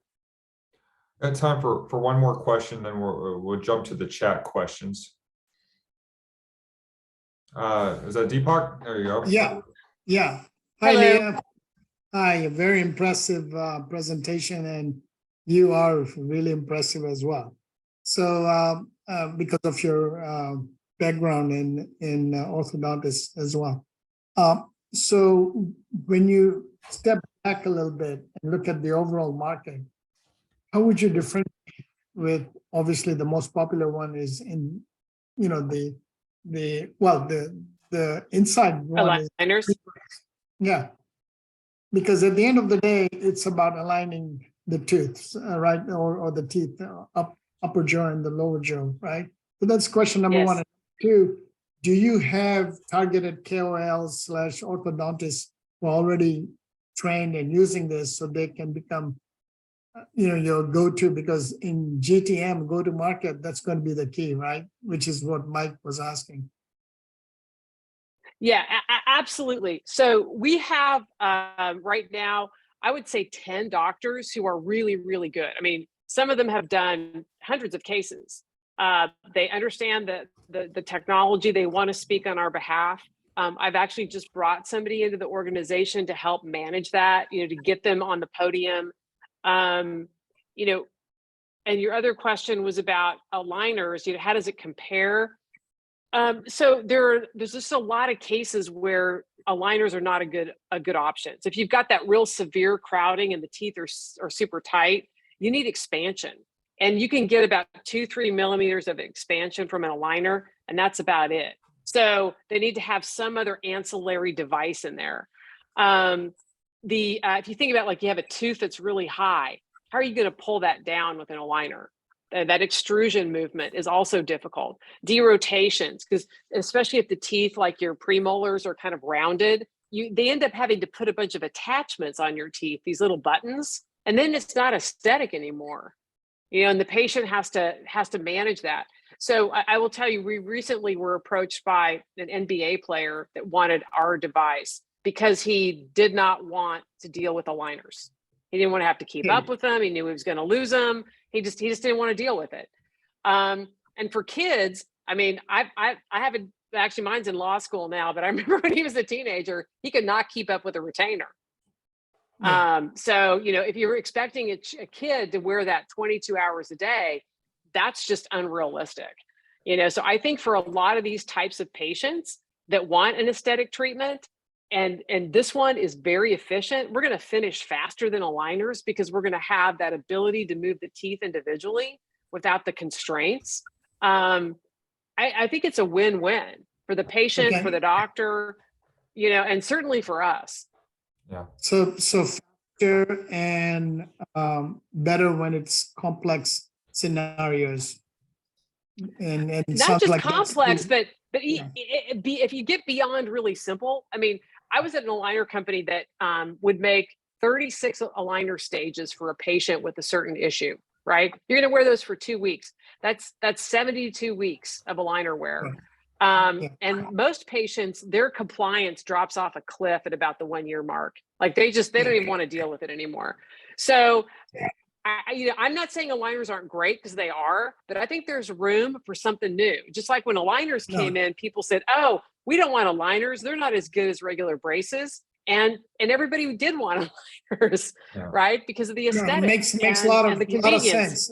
We gotta, Deepak, we gotta stop it here. So I want to say we can move the Q&A over to the chat. Lee, I really appreciate your time. There are a few things I just want to closing comments, because I recently rejoined the board. Here, can we go on mute, everyone, if we're not? Okay. The funding here that is being raised again, this is the opportunity here is we're going to be the last $2 million effectively in this round, unless they oversubscribe, and there are a few investors circling that may oversubscribe the round. One of the things that I look for in an opportunity like this is making sure that there are investors alongside of us with much deeper pockets effectively that can continue funding a company that's obviously going to need it as it goes forward. And that's certainly the case here. I encourage you guys, if you're interested in the opportunity, to do your research on Invis, on Sonder, on GT Capital, on these other players that are coming to the table. It's a really impressive group of investors, and they are really happy, I can tell you, to have Lee on board, and so am I. I'm not saying that you have to invest through the SPV that we're forming, but by doing so, you'll end up getting the warrant coverage. You can reach out to Lee directly. I encourage you to do so and invest directly, but the terms are going to be exactly the same, except for if we hit this $2 million target, we'll also receive warrant coverage. So that's the goal, and why we're doing it. And I wish you all the best, Lee, and hope you'll stick around and answer a few questions if you can for a little bit for our group. Okay, awesome. All right, well, let me go back to my notes here real quick, because I got a little caught up. I think we get to see Elliot next. Let me make sure. Yep. So Elliot, this is, I tell you what, you guys, this is I told a few of you before the call that this is a special night for this group, and it's really a series of really impressive founders. Elliot's here, and he's representing Eduworks, and I can't remember too many times where there are companies that have come in and presented at this stage that have raised $30 million in non-dilutive capital. And that's what we get to see now is really the future of education and training. Elliot's built his company over the past, well, he's been the CEO for the past decade, but really they've become a scalable solution over the past five years. They've got Army, Navy, Air Force, which is obviously near and dear to my heart, contracts, and they're really have become the premier talent, I would say, education and training solution and optimization solution for those branches.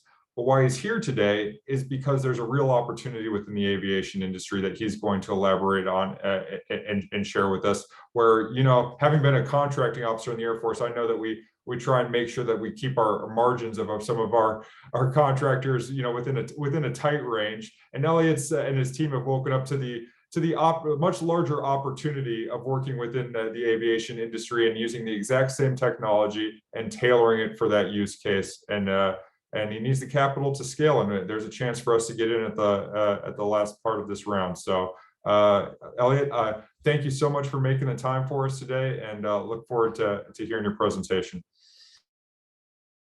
Yeah, absolutely. Thank you for the introduction. And I will just quickly jump in because I know we have limited time and I know we're a little bit behind. So a little bit about myself, a bit of background. I've spent the last 20 years in research and analytics in human performance and training. I founded the research analytics department for a small, at the time, ed tech company. We went on to become one of the largest in the United States. We were later bought out by Rupert Murdoch for $250 million. He put a further $750 million into the company. I ran research, helped that company grow. I left around 10 years ago to join Eduworks. And just a small correction, Garrett, I've actually only been CEO for about a year and a half now. I've been running the company for the last 10 years, but I officially took over the company about a year and a half ago. So just wanted to make sure we were being straightforward about that.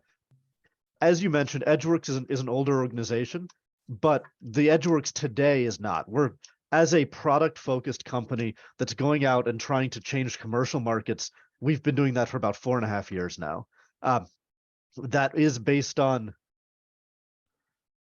$15 million in direct U.S. government investment in the products that we're showing, and $30+ million in U.S. government investment in Eduworks as a whole.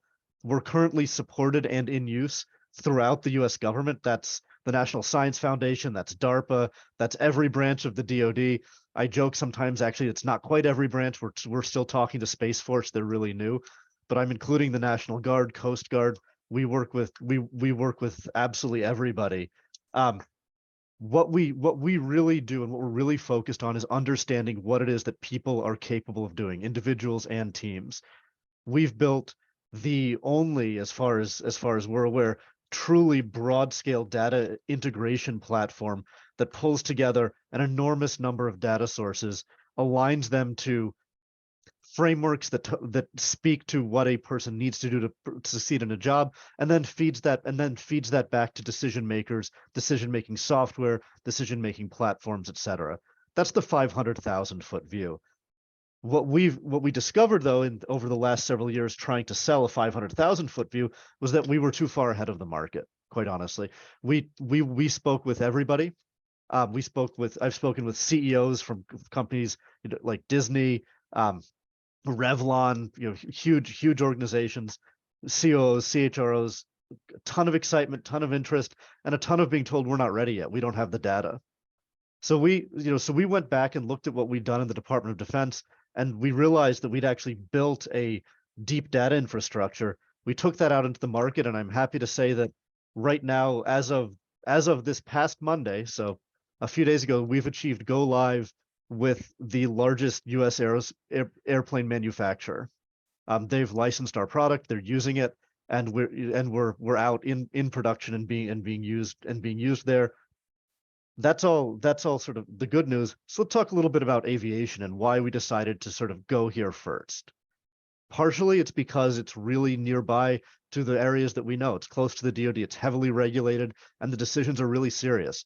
Poor training, according to the NTSB, is the #1 reason that planes crash. It costs human lives. Just like with our partners at the Department of Defense, poor decisions about readiness cost human lives.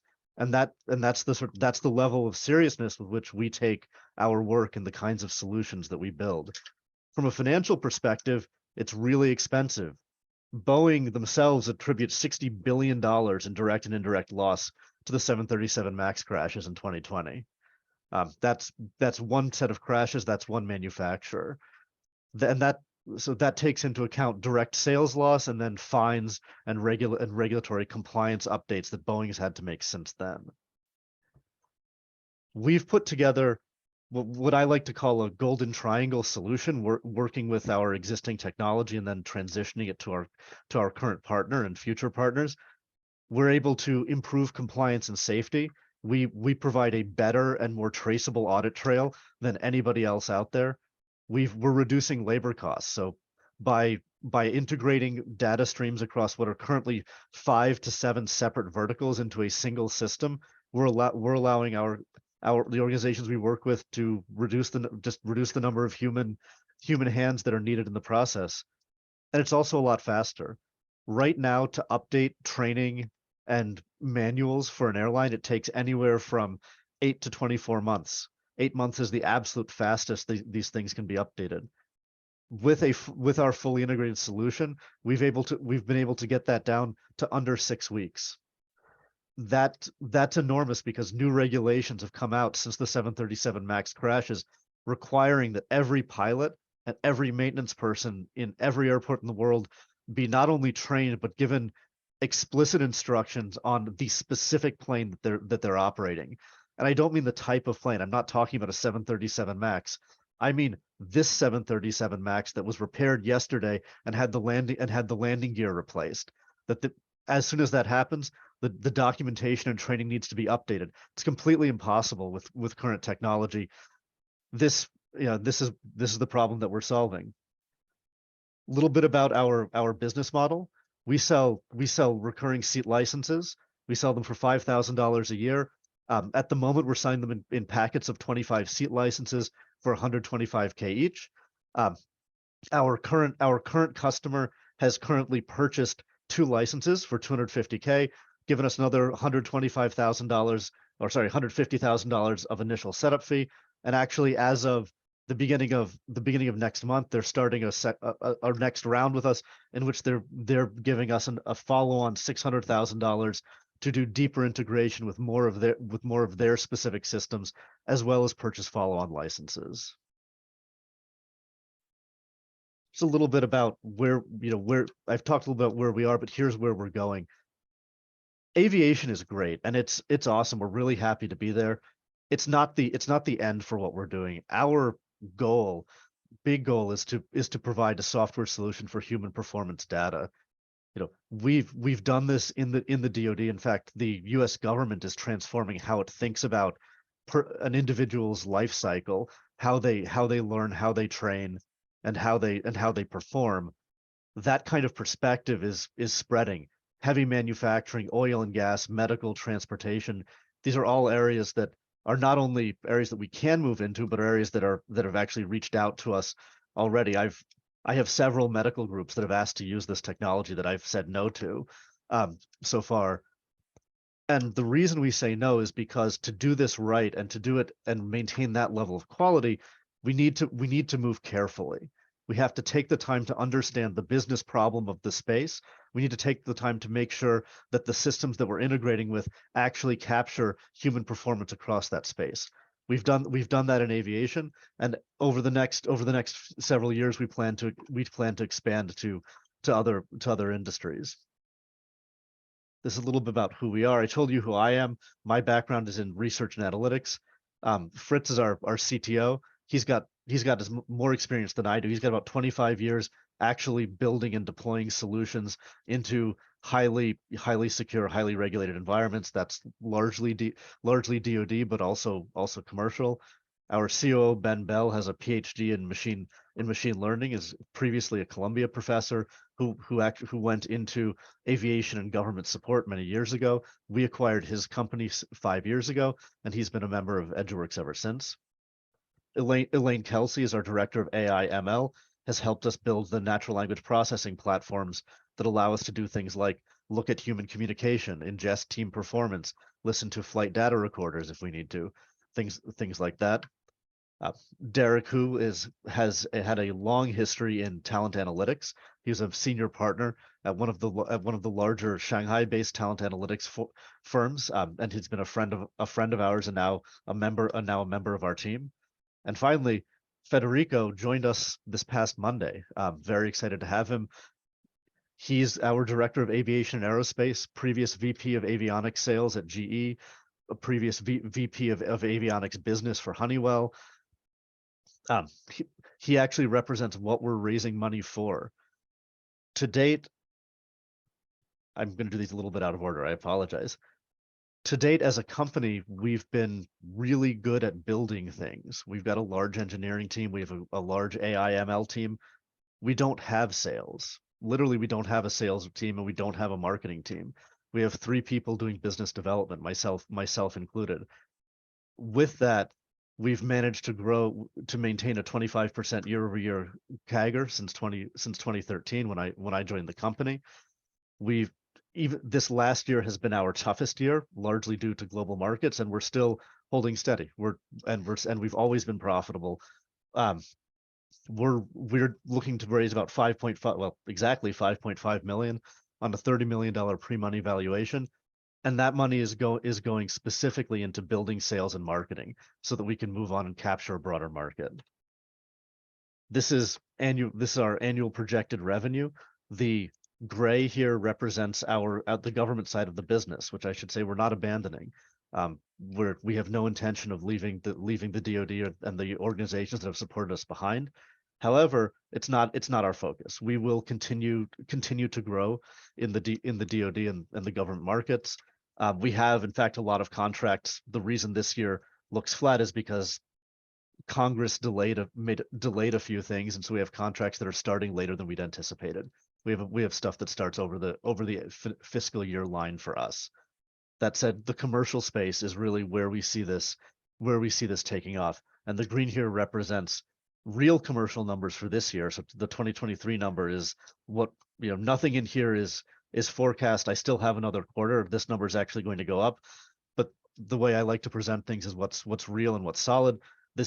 Everything here is booked revenue, and then the numbers going forward, fiscal year 2024 plus, are based on our projections, which I'm more than happy to go into and go through. A little bit about our competitors.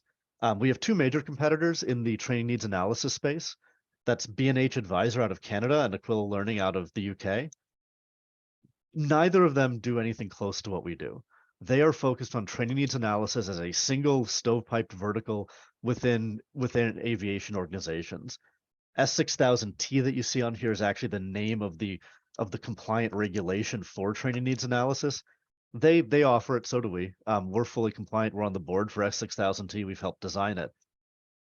We don't see this as a single stovepipe solution. We have a completely federated data infrastructure that links engineering to training needs analysis, to training development, to your sales team, and also supports analytics, AI, and ML. The reason our current client in the aviation space and our current commercial users writ large have come to us is because they want the analytics and machine learning power down the road, but they recognize that their company's not ready for it. So they've come to us and they've said, hey, can you provide value for us right now and at the same time get us ready for future value? And the answer turns out is yes, we absolutely can. We can deliver value today and deliver follow-on value in future years. Did I manage to get through that in under 10 minutes, Garrett? You were pretty close. You're pretty darn close, and really appreciate it. This is a testament to some work that was put in the past few days. So Elliot, I think I can attest now that you're certainly coachable, which is a key question that a lot of investors want to know. And I'm happy to be able to introduce Derek as well to the group who was mentioned in the presentation. Derek, welcome to our monthly Some Ventures band meeting here. It's great to have you. Maybe actually, I'm going to call on Derek just real quick because you came into this company as an investor as well and shared the opportunity with us. If you wouldn't mind just sharing just briefly a little bit about your background and your experience getting to know Elliot, I think it'd be helpful for the group. Yeah, no, thank you, Garrett. Hello, everybody. Sorry, I'm running late. I just had another event, and it's great to be here. Thanks to Garrett for inviting us. I, come from consulting background. I also had a chance to meet Elliot and Robbie, 6+ years ago at another sort of big conference for artificial intelligence, and where Robbie was sitting on the board of this other company in Asia, and we basically became friends. Really enjoyed getting to know him and understand how Robbie was involved with AI. So he has a very strong expertise in that. And so does the company for that matter. But at any rate, that's how we met. And he asked me to help him. I started as an advisor and then slowly started to become more and more interested, and was fortunate to have the time to be able to spend with Elliot and Robbie. So that's how it's going, and it's been really an amazing run to see them grow from a much smaller size to now having the world's largest aircraft manufacturer, expanding their business with Eduwork. So it's a pleasure to be here, everybody, and I'm looking forward to get to know you. Awesome, thanks. Questions from the group?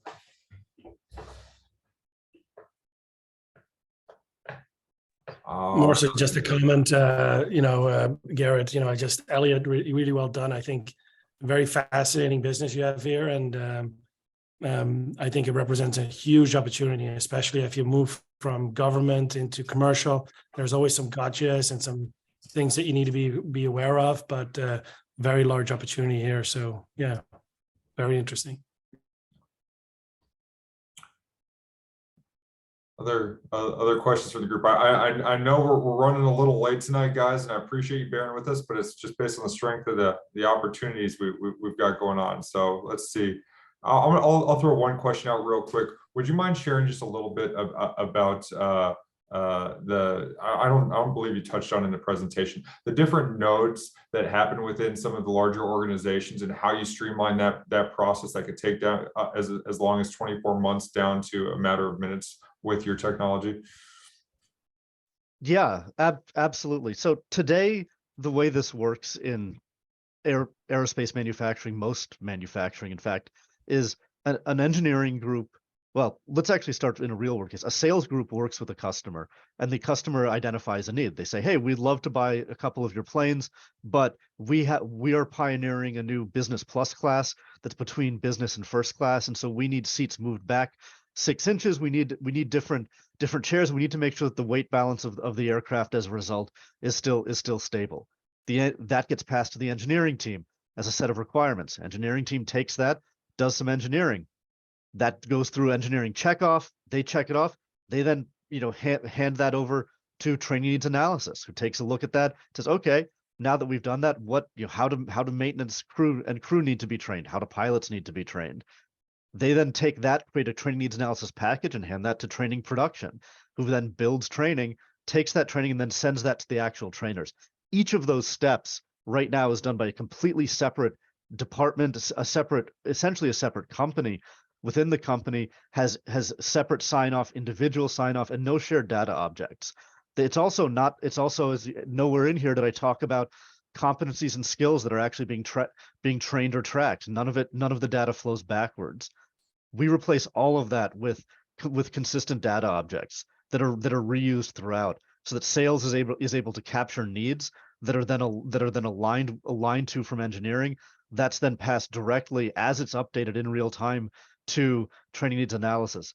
Also, we've built integrations with U.S. domestic regulatory agencies. So we pull and identify in real time FAA bulletins and regulations. As things are updated, we alert the organization. They get pop-ups. They're managing team members who are authorized to do it. Look at those pop-ups. We suggest comparisons between previous regulations. They do that analysis. They hit a button that says this has been updated, and automatically everybody who's touched that piece of training gets a notification. The regulations have been updated. You have tasks and things you need to do.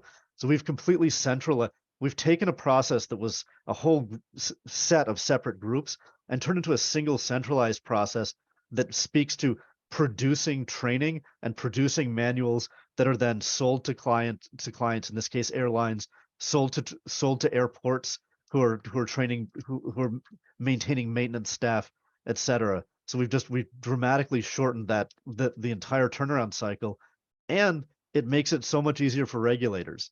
We produce reports. One button spits out an entire training report, so that when the regulator comes in and says, "Hey, this plane almost crashed. I want to see the training that this pilot got."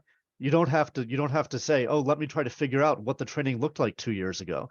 Our data objects are persistent and maintained over time, so we can pull it up exactly what it looked like 2 years ago, etc. Elliot, I know that our group has probably more questions about, I'm gonna have to ask him to move it over to chat just because Absolutely. I have to admit that I did a poor job of time management this evening, where I've ended up talking with Mark just for the group because I know we're running late. I'm gonna invite Mark back. He's been gracious enough to, he's gonna come back in a follow-up meeting so we can give him more attention. We have one more presenter after you. Well, we were supposed to have two, but we're gonna have one more now, and we'll move the Q&A over to chat. And I know from my phone going off that there's some real interest in your opportunity, Elliot. So I hope you can stick around for a few more minutes. And Derek, thank you again for sharing the opportunity. Next, we get an awesome opportunity. We're hoping to see him last month, but he came back this month for us. Where are you, Dillon? All right, I know you were eager to jump into it, but here, let me just share just a couple of things. In addition to having a really brilliant father, this founder has taken the time to build what I think is probably the future of fitness with broader ranging applications that I'm going to let him touch on. Not only have I had some friends test what they've built and they've loved it recently, but there have been over, I believe it's over 10 million, gosh, it's near 20 million use cases or users, maybe not users, but different workouts that have been done on this platform to date. So the engagement's incredible. I know he's going to speak to the co-investors that are incredible. And his dad also shared with me a while back that he's been coding, I think, since he was basically walking. So I think we're in good hands with this final presentation, Dillon. I'm excited to hand it over to you, and you can share more about YUR. Thanks for that lovely intro, and awesome to be accompanied by so many talented founders, Leah and Elliot. And I just want to make sure that you can all see my screen. I've clicked resume share, but it says my sharing is paused. You're good. We can see it. Okay, so you should be able to see, a bright purple screen that says "Make Fitness a Game." Yeah. Okay. Right on.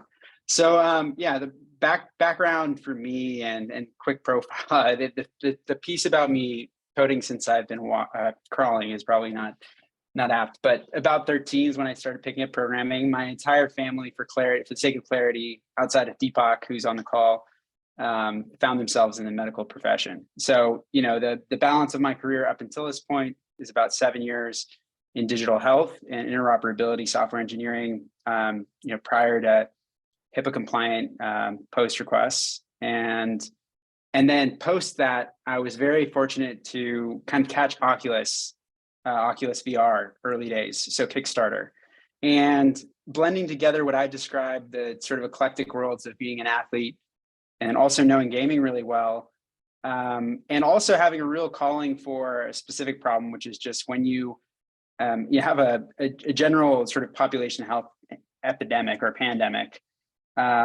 in obesity and sedentary behavior, but the problem is very pernicious and multifaceted. How do you go about fixing it? And so, as a product person by background, one of the most unique things about virtual reality and augmented reality, as you heard from one of the other presenters, is that it can bring you outside and it can get you more active.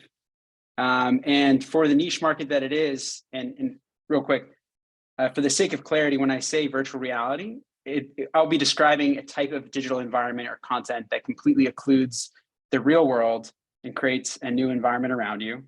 And when referring to AR, augmented reality, I'm describing a digital environment or content that's integrated into the physical world or overlaid, like the previous presenter pointed out. But where I was going with that is these two technologies actually have observed user behavior in Pokemon Go and then in Beat Saber, which are like the really popular use cases where they're improving the quality of somebody's activity level, because it's essentially like playing a sport, right? Like, for instance, if you're in Beat Saber or you're doing Pokemon Go, a prerequisite is that you're moving to play it.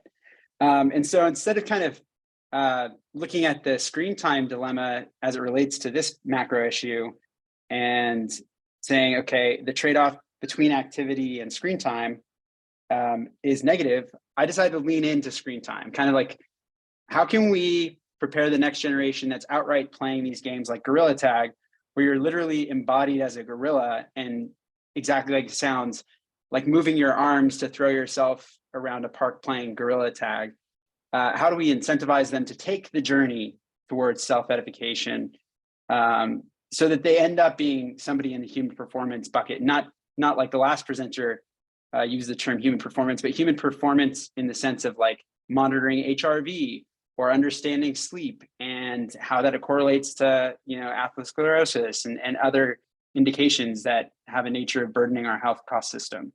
So all that to say that basically there was something already happening in market, and Oculus is acquired by Facebook, eventually becomes Meta. And I was very fortunate to basically build this proof of concept that took movement data from a virtual reality device when you're wearing it, and basically modeled energy expense, or calories burned, or kcals. And to some degree, about 10 to 15% accuracy, this was good enough for about 100,000 people in the first 6 weeks to download without any marketing. And then from there on Discord, our community, which was very fervent about this use case of using VR as an outlet for human activity, they were like, hey, I actually happen to have a Fitbit. Can you track with that too? And so that kind of expanded YUR's use case. So while we started with virtual reality headsets, we quickly became sort of a nexus point or a MUX for different types of data that you can get all throughout the life cycle of tracking your health. And recently, MyFitnessPal shut down its nutrition API. We'll get to our roadmap in a second, but we used to be able to get macronutrient and sort of food intake values through MyFitnessPal as well, but that was recently closed. So all of this to say, YUR is basically like Duolingo, but for fitness, right? So essentially, you can earn XP. XP turns into levels, and we follow a similar system that you can see in many MMO RPGs, where you're going from level 1 to level 60 across a given season, and those seasons are contained within chapters. And so, in case it's not glaringly obvious, our ICP is gamers, right? So 18 to 35-year-old, skews towards 98% male. I try to not completely overdo the appeal of the ecosystem for that demo, because we do have broader ambitions than just that market. But essentially, we take an ecosystem approach. So I mentioned the importance of community early on to drive the product roadmap. Let's kind of dive in a little bit about what we do today. So fast forwarding to today, we have a mobile app called YUR Life, which is available on Android and iOS. A Discord bot, which leads the market in terms of size, in terms of number of communities on Discord. If you're not familiar with Discord, it's basically like the gamer equivalent of Microsoft Teams or Slack communication platform. And then we have YUR World, which is a virtual and augmented reality title that's available on one platform, namely the Quest 2, in early access, which launched this year. And then finally, it's kind of the piece that we started with, which is this middleware layer that kind of takes this motion data and gives the gamer or the player a real-time look into their fitness metrics. And so the key thing to understand, sort of simplify or distill, is that, what are the psychological principles that we lean upon for all these things to work together? Because otherwise it can be a lot to take in. We essentially think that there's the intrinsic internal desire to sort of take care of yourself and be healthy. And then there's a certain competition element, which we basically are similar to one of the other presenters in that you can find somebody in our ecosystem to match up with. Maybe it's based on your geolocation, or it's the activity types that we've seen from you. And we've recommended similar people who also play tennis or play pickleball, or use specific types of games, which is the unique thing about YUR. And then the biggest concentric circle is then, of course, the community. And so broadly speaking, we see that as the trend that we refer to on Discord as the fragmentation of social networks, as unbundling of social networks into micro communities. And so by having a piece of software across all of the different touch points here, we essentially allow somebody to stay motivated and accountable through social engagement. And so, like Garrett mentioned, we've had over 400 million workout minutes tracked on the platform. YUR Life essentially allows you to sync up data from those data sources in a HIPAA compliant and GDPR friendly way. My background means that I chose cloud providers and a multi-cloud solution too. So we can also, essentially do data deletes upon request and account deletes as you would expect. And some of the syncs are bidirectional, some of the syncs are monodirectional. But one of the key things is if you're a Strava user, you can use Strava and have that data feed into YUR. So it's complementary to some of the existing and adjacent social networks for athletes that are already out there. What you'll find is, and this is probably the most interesting piece, is given my background at USC, I went deep on VR, but one of my best friends went deep on AutoML and now is the head of product at ChatGPT over at OpenAI. And so with a strategic partnership with OpenAI, YUR is leveraging a large language model approach to edify this population. So you can use our bot to give it questions like this one. Can you name a study analyzing the optimal rest time between sets, and it'll actually come back with cited sources and subsegments of data for you to look at. And then you can also get into challenges or challenge other people in your communities right there from Discord's communication chat bar. And then it will also sort of discreetly post a leaderboard that you can tailor and customize as a community lead. What you see in the bottom right-hand corner is the overall TAM of Discord. 300 million users use Discord. And then next to it, WhatsApp, which is basically the thinking is that after we saturate, and sort of support the gaming platform that is Discord, which is uniquely focused about our go-to-market, we can lift and shift this particular bot in our focus to delight also enterprise segments on either WhatsApp or Microsoft Teams or Slack. So there's a bit of a B2B2C element there. Your World is a really exciting but early piece of the business. So we did not have a studio model, meaning that we never made games when we got started.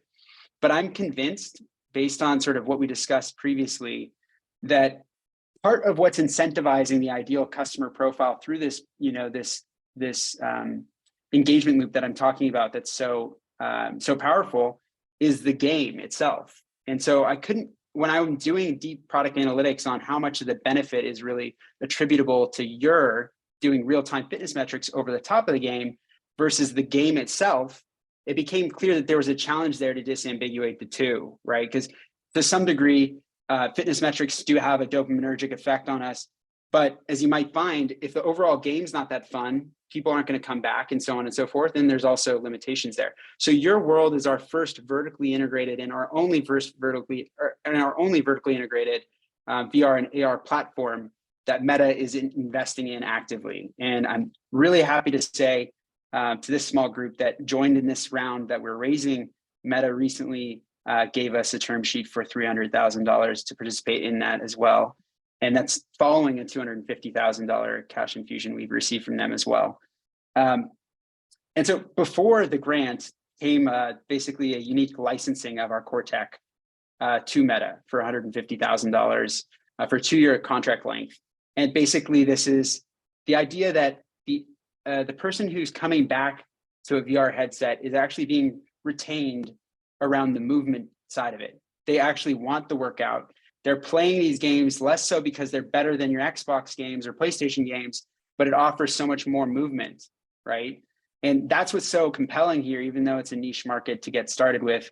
And so the case that I make and what you can see here is that through open source or third-party computer vision models that do skeletal tracking, our core tech can estimate energy expense from with a headset on your face, or if your phone is facing you, inside of Instagram, Snapchat, and TikTok, embedded inside of filters.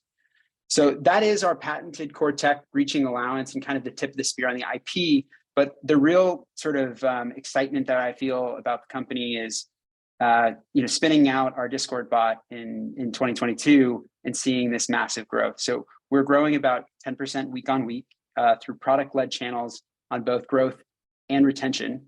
And a big blob of this is basically people who are looking to engage their communities better before they hit an inflection point where there's a lot more lurkers rather than people who want to engage in the community itself. And so folks are adding our bot, and that's how we're growing organically. It's one of the ways we're growing.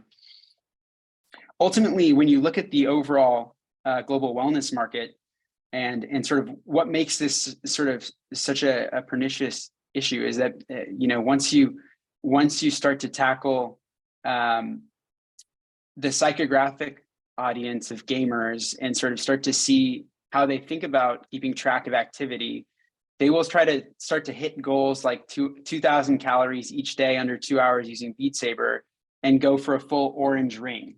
So there's an incentivization framework here that manages to reach the gamer, the 300 million people on Discord rather, in a unique way that's differentiated from what we see with Strava and some of the other market incumbents. Ultimately, I'm assuming that should we capture this sort of intersection between gaming and fitness, which I think is relatively new now, really well and fast as we continue to do this, we will actually be a bridge for this audience into more serious fitness. So oftentimes on the user journey with YUR, we see people graduate from VR for workouts into things like CrossFit. And because we're agnostic to the use case, YUR is still supporting them with their motivation and accountability. I've talked a little bit about this, but in brief, our CTO and sort of our core technology has gone through a few refactors to be all low-level C++. And that's how we are essentially enabling it to be omnipresent across all of these channels. And it's still relatively early on the AR side, but my personal belief system is that AR is starting to look like a toy at first with filters on the major social media platforms. You kind of look closely underneath the hood at how those filters are made. And I know Garrett's probably got a lot of experience with this given DressX. But you know, ultimately, it's about digital environment or content on your face through the different machine learning models that each of these larger companies is producing. It will be the same sort of familiar interface that you see once you have, you know, form factor that is suitable for the bridge of your nose. And so we're making sure that our technology is cross-compatible there. We track across 25,000 plus VR titles specifically, and have driven that one contract with Meta and are working with other partners. In terms of how I think about sort of this market development, I do think about it like a bit like the mobile ecosystem, especially the virtual and augmented reality side, where there will be a new entrant in Apple here soon, catalyzing a whole host of new use cases. But it remains to be said whether or not the metaverse will become essentially a group of fractured corporate metaverses.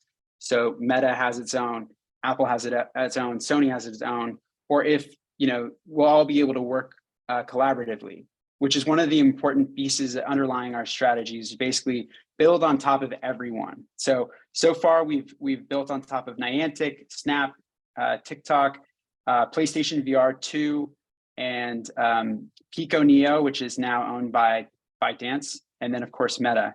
And forthcoming. Dillon, I'm sorry, just let you know, we want to make sure that we have a little time for Q&A for you. Yeah, okay. Absolutely. So just to wrap up, the team is ex-Qualcomm and EA on the CTO side. We just recently added our art director, who is the ex-AR managing art director over at Meta for 7 years. And our board of advisors is largely consumer products oriented. In terms of the round dynamics, we have about 1.5 million of this $3 million seed round, soft circled from two institutional capital allocators that invest almost exclusively in VR deals. This expanding on our previous investor base, which includes Goodwater, which is a $1 billion consumer fund that is prepared to open up our Series A in 18 to 24 months here. And ultimately, this will be used to hit revenue milestones. For this group in particular, and for Garrett, I just wanted to let you know that it's important to note that we are accepting smaller checks on behalf of individual angels that are interested. And because this industry is still in its early phases, our revenue traction is much smaller relative to incumbents at this point in time. I'll leave it there. Thanks, Garrett. Oh, thank you. And sorry to interrupt a little bit, but I know there are going to be some questions. No worries. Group, who wants to ask the first question? Feel free to chime in. I'll throw you a softball. I think it might be a good idea for you to tell the group who that individual was in the video that was doing the push-up exercise. Jason Derulo, yeah. Yes, and you may just clarify who that is real quick. Jason Derulo? Yeah, well, we're not all anyway, Yeah. the performing artist, Singer. Jason Derulo, Yeah. very billboard topping artist, Jason Derulo. Just Yeah, and actually, you know, it's.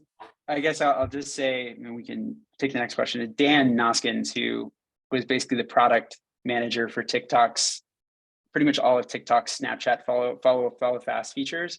I asked him about this, and this filter in particular, the electric maze, this did well primarily on TikTok because people enjoy seeing other good-looking people do this type of thing. So you know, again, there's like always interesting consumer dynamics at play here that make this more interesting than, you know, Strava or, you know, our previous generation of fitness and athletic tracking. Other questions from the group? I did want to say for Leah, like while we're waiting for another question, so I basically have a software engineering background where I was doing a lot of health XR projects. And one of my clients beforehand was Archform, if you're familiar with them. I basically worked on their 3D model to 2D for like all of the invoices at the end. So they take the arch and then, you know, basically print that out in your invoice. Yeah.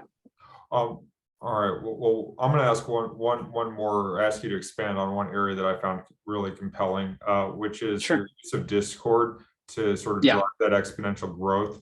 I think it'd be helpful for you to expand on that for the group, because I think this is a channel that we've seen actually DressX use as well as a few other portfolio companies to really engage with their audience. And I'd like you to hear your perspective on how that's working for you.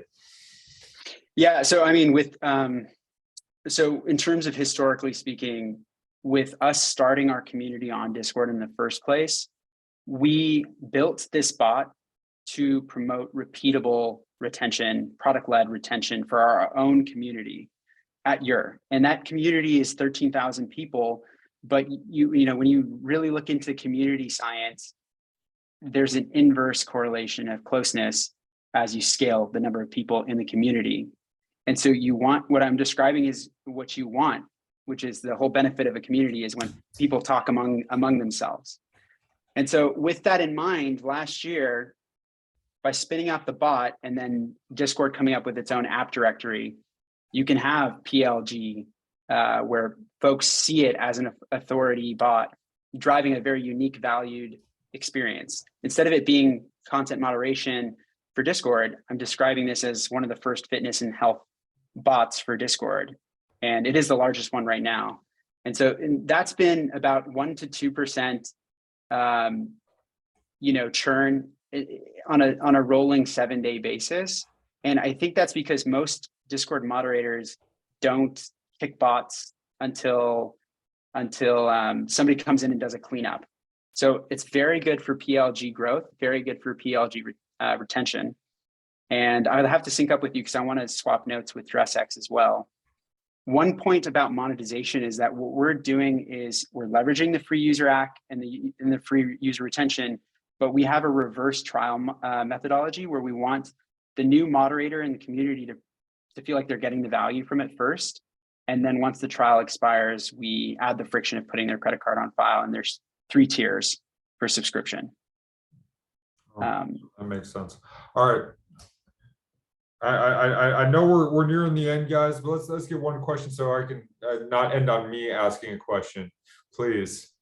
Bill, I know you got something. I know. Well, I'm always interested in the valuation or the terms of the deal on the $3 million raise. Yeah. How about we take a sidebar to discuss it? Yeah. Okay. Garrett, I know I'm not one of your angels. I'm one of the presenters, but is it all right if I ask a question? Of course, feel free. So, Dillon, I'd like to know more about your game development approach. You said you talked about doing it in-house, and you know, full disclosure, I'm an active Discord user, but more full disclosure, when I ran research analytics for Amplify, I led $250 million for new curriculum, specifically Amplify games, which then spin out and sold as I left. And we looked at an in-house model for education, training, and motivational games. ages ranging about 10 to about 25. This was a while ago, but we decided not to go that route, and we took a studio model where we found promising new game developers and funded them to build games for us. So I'd just love to hear more about your thoughts so around publisher how you're model. going there. Yeah. So yeah, in some sense, it became that. There's some nuances that we could talk about someday, but I'd love to hear more about what you're doing. Yeah, first off, I'd love to connect with all the founders that presented, but in particular, Randy and Elliot, we should definitely all sync up. I'd love to meet with both of you. I'm sure I could learn a lot from both of you. So my background was I used to be basically design the curriculum for Unity 3D for Enterprise XR. So I would go into Fortune 500 companies and teach folks who already know how to use 3D, but use a real-time game engine. To answer your question, the reason why we're coming over to do this is because there are going to be some large, headset shifts that give you that proprioceptive ability to work out way harder in a VR headset. And when you have pass through that's color, you can actually not damage the art on your wall and smash stuff and like see things, right? And so the potential and sort of the foundation just gets a lot more realistic and defensible when I'm talking to somebody about why someone would work out in a VR headset. Not to mention that there's now a bona fide category there on Meta, and we've received a lot of support there because it's high retaining, repeatable use case. And so to answer your question directly, the foundations of VR and AR come back to immersion, presence, human embodiment, and fun. And so we obviously take a game development centric approach. And what's different about us versus like FitXR, for example, to highlight another compliment, is that they want to bring kind of coaches and workouts into this space, whereas we're kind of taking more of a game-led approach. So game-led versus instructor-led. We're a bit more on the game-led side of things. I hope that answers your question a little bit. Sure, we should absolutely touch base. There's a couple of other things that I think we should talk about. I have some possible opportunities that we might be able to collaborate on. Bill. Yeah, my question was a follow-up was, how do you see your exit strategy, and where's that going to maybe go or take place? Yes, defending existing growth will be really important because the party isn't over. In terms of exit strategies, I tend to think that category kings are year 5 through 7. We're on year 4, so let's see how the next 2 years go. But I mean, I think Discord, Apple, Sony, Samsung, Meta, in particular Meta, obviously, they have a track record of acquiring VR fitness companies with Supernatural and Meta and Within as well, going through recently. And so, I think there's going to be a number of incumbents either on the sports and athletic or brand side of things that want to, kind of catch up with the new technology that we're appealing to here. That could catch interest in snapping us up. But I also think when you commonly look at who, what are common PLG B2B struggles for companies like ours? We do not do sales like hand to hand, but that can quickly become a mistake for us. So we will just want to be very, very smart about figuring out the next adjacent customer profile to go for. And that might mean lifting away from Discord and going then next to, like I mentioned before, Microsoft Teams. We're talking to Accenture, who's working with Meta. So these are some of the formative discussions, but trying to stay focused on year 4 now. All right. Well, I gotta interject here because as much fun as it's been, this is the latest meeting I think I've ever hosted here online, because frankly it's just been a really awesome group, and we still didn't get to our last presenter, but we're gonna revisit next week. So I want to thank you so much for your time. If you were all of our presenters, let's give a round of applause to all of our really great job. I'll be following up with you all independently. If you were